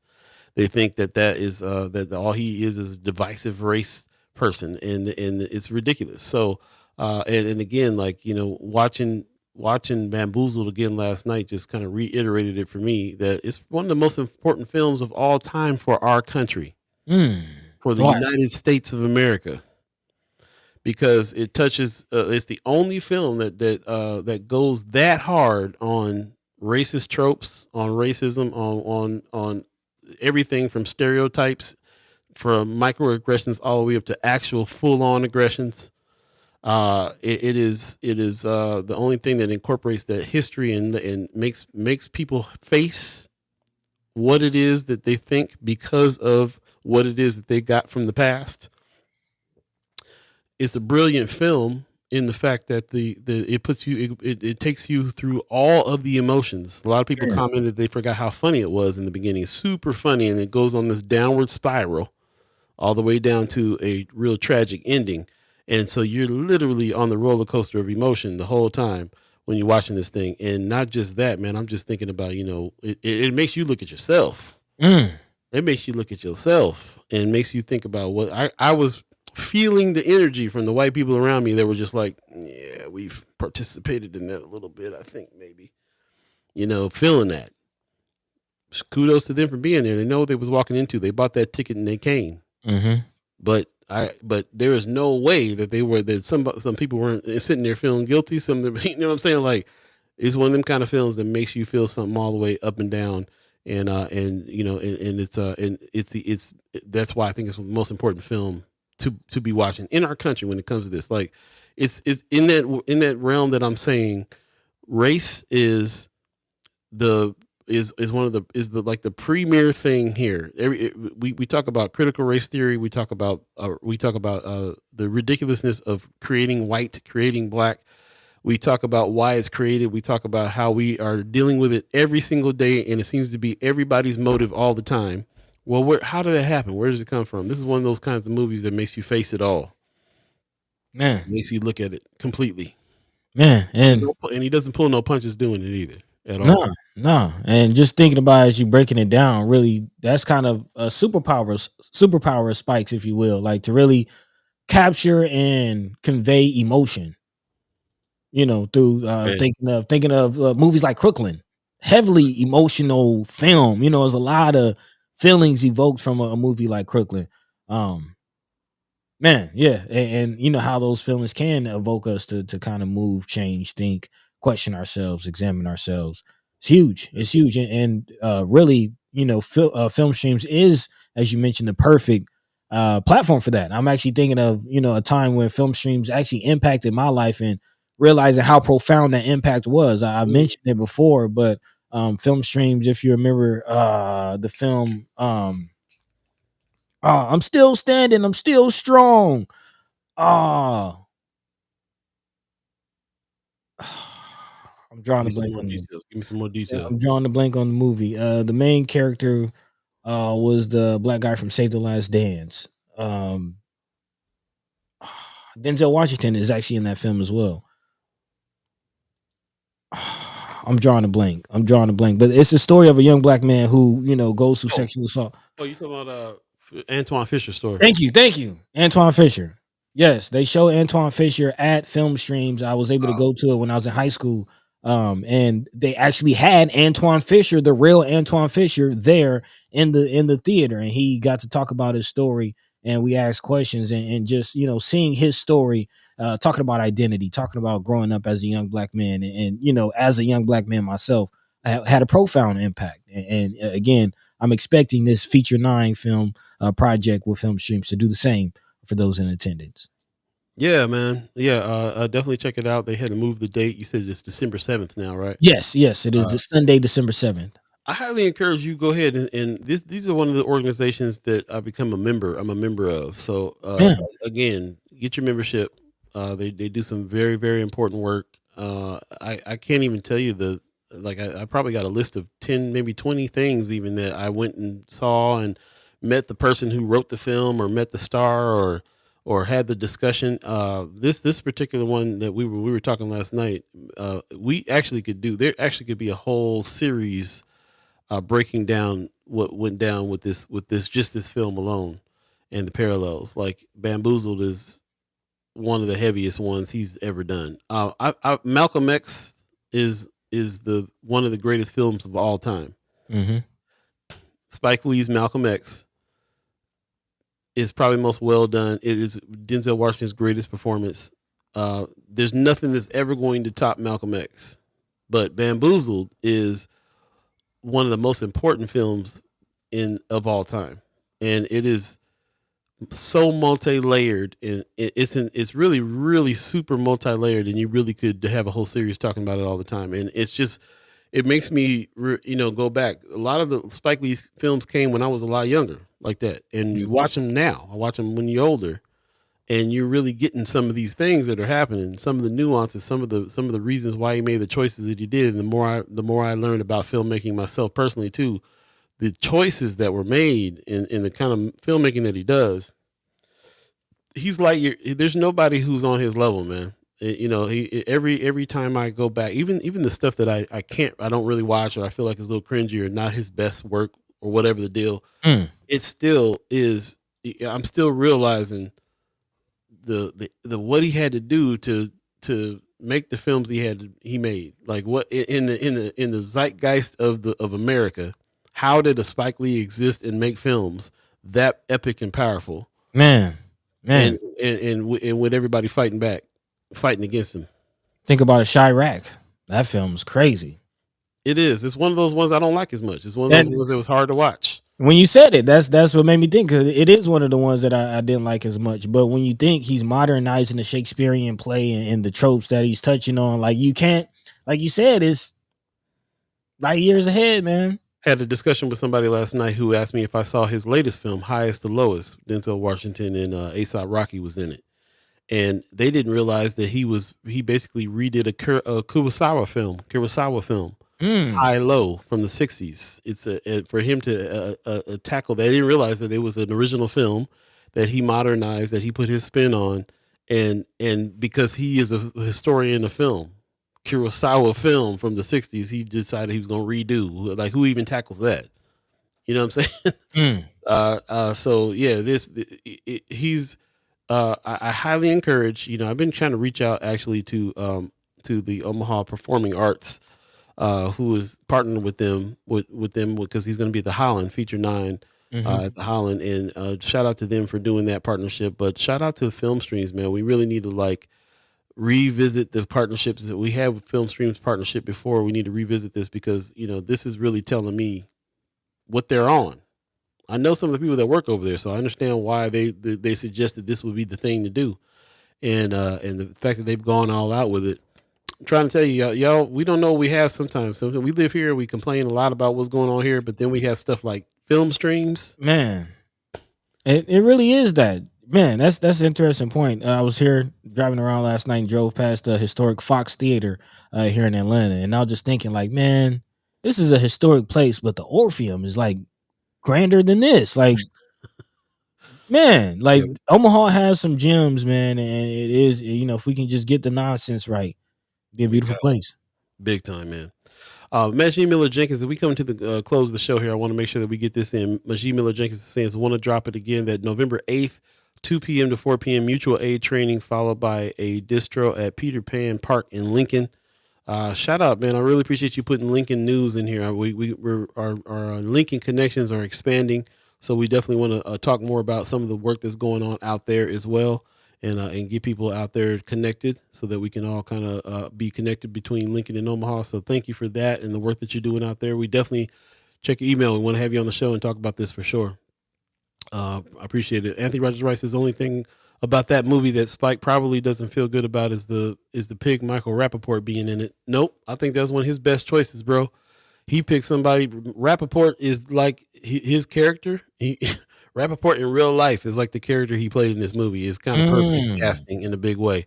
If we want to talk about a few things to regret, I regret how he portrayed the Mau Mau's. I have a problem with with him making the revolutionaries in that movie look like clowns. That's the problem I had there. We can talk about it.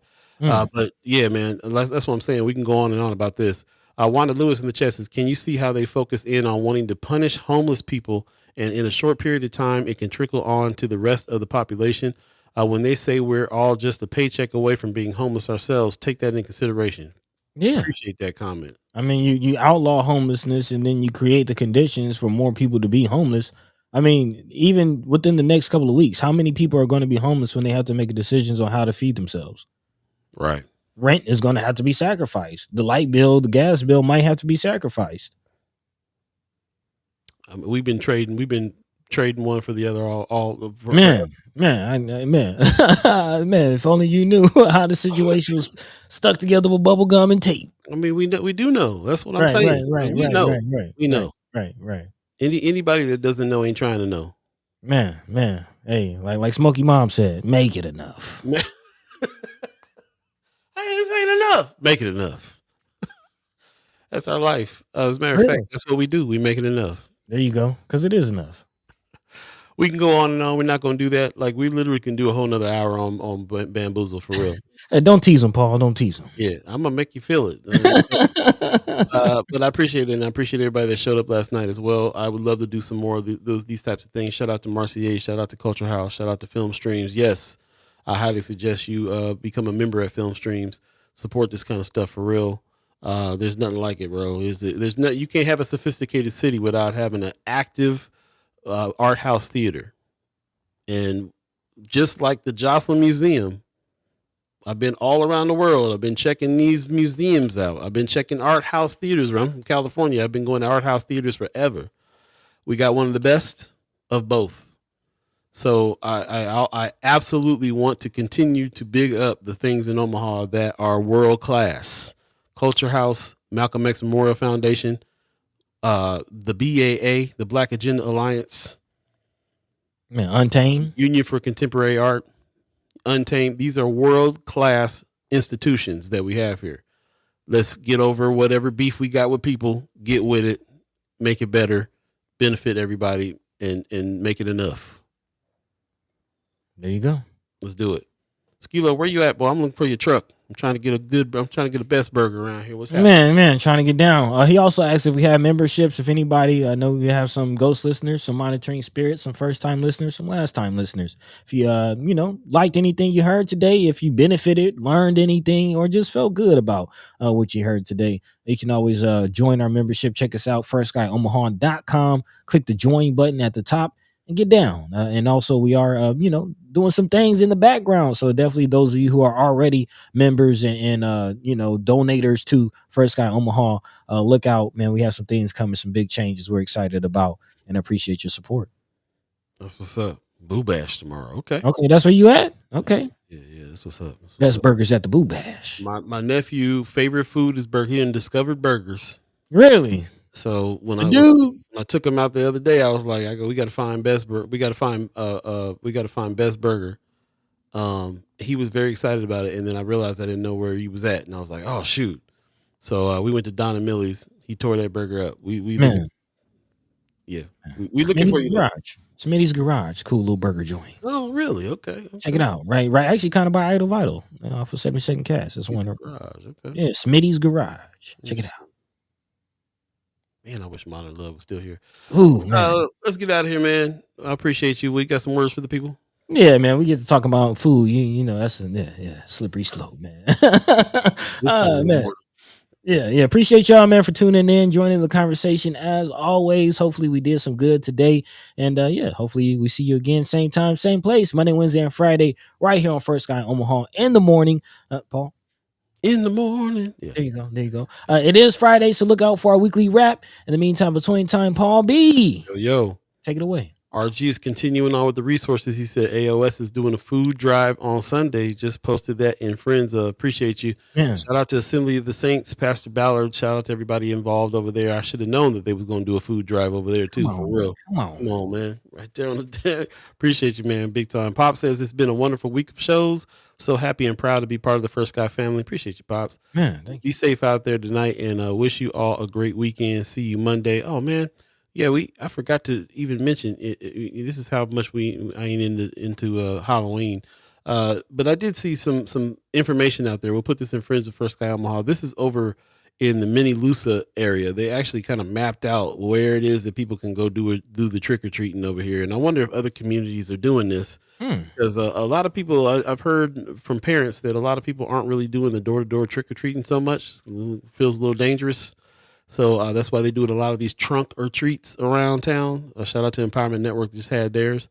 But there's also neighborhoods that are trying to look out a little bit. Here's, like I said, Mini Lusa over there in the kind of Miller Park kind of area, I guess. And this is one of them. So look out for this. If you are taking your kids out, just remember where we live, and remember what's going on around here. Be safe out in the streets, knocking on folks' doors. You never know what's going to happen these days.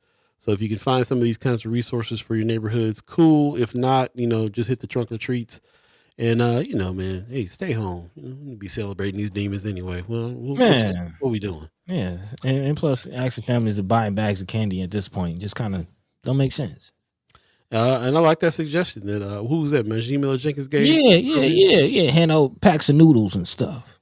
There you go.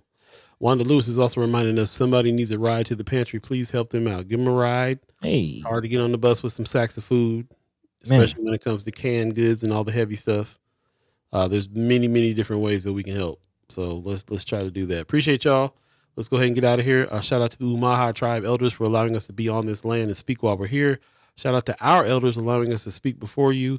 Shout out to you, the chat chimers, allowing us to speak with you. Thanks for all the conversation. Great additions to the conversation that we have as well, and also being respectful to each other to allow people to come on and speak their minds and so on.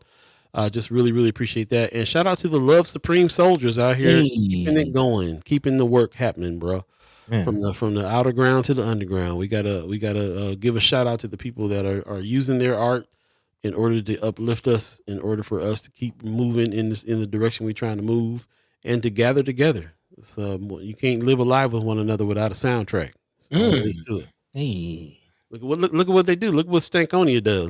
Look how across the world how we're connected because of Stankonia. Shout out to them with the release 25 years ago. We still vibing. We still like the smell of gasoline. It's, you know what it is. There you go. And you don't talk about soundtrack of life. Ooh, come on with it. Yeah, well, Omaha's own, doing some arrangements on this. Man, shout out to Hank Red. We're gonna be trying to honor him next year. You know what I'm saying? So if you don't know, check out Henry Red. Omaha native, plays with Stevie Wonder. Some of the horn lines that you know and love was created by a cat from Omaha. We'll get into it. Somebody already tell us we need to do a whole show on Omaha music history. Man, come on, Pops. We need you. You see the Buddy Miles back there. You see. Hey. All right. We're going to get out of here, y'all. Peace. Take care of yourselves over the weekend. Man, Senator Cypher Monday. Till then, stay warm. Peace. By the way, Vanglorious. This is protected by the Red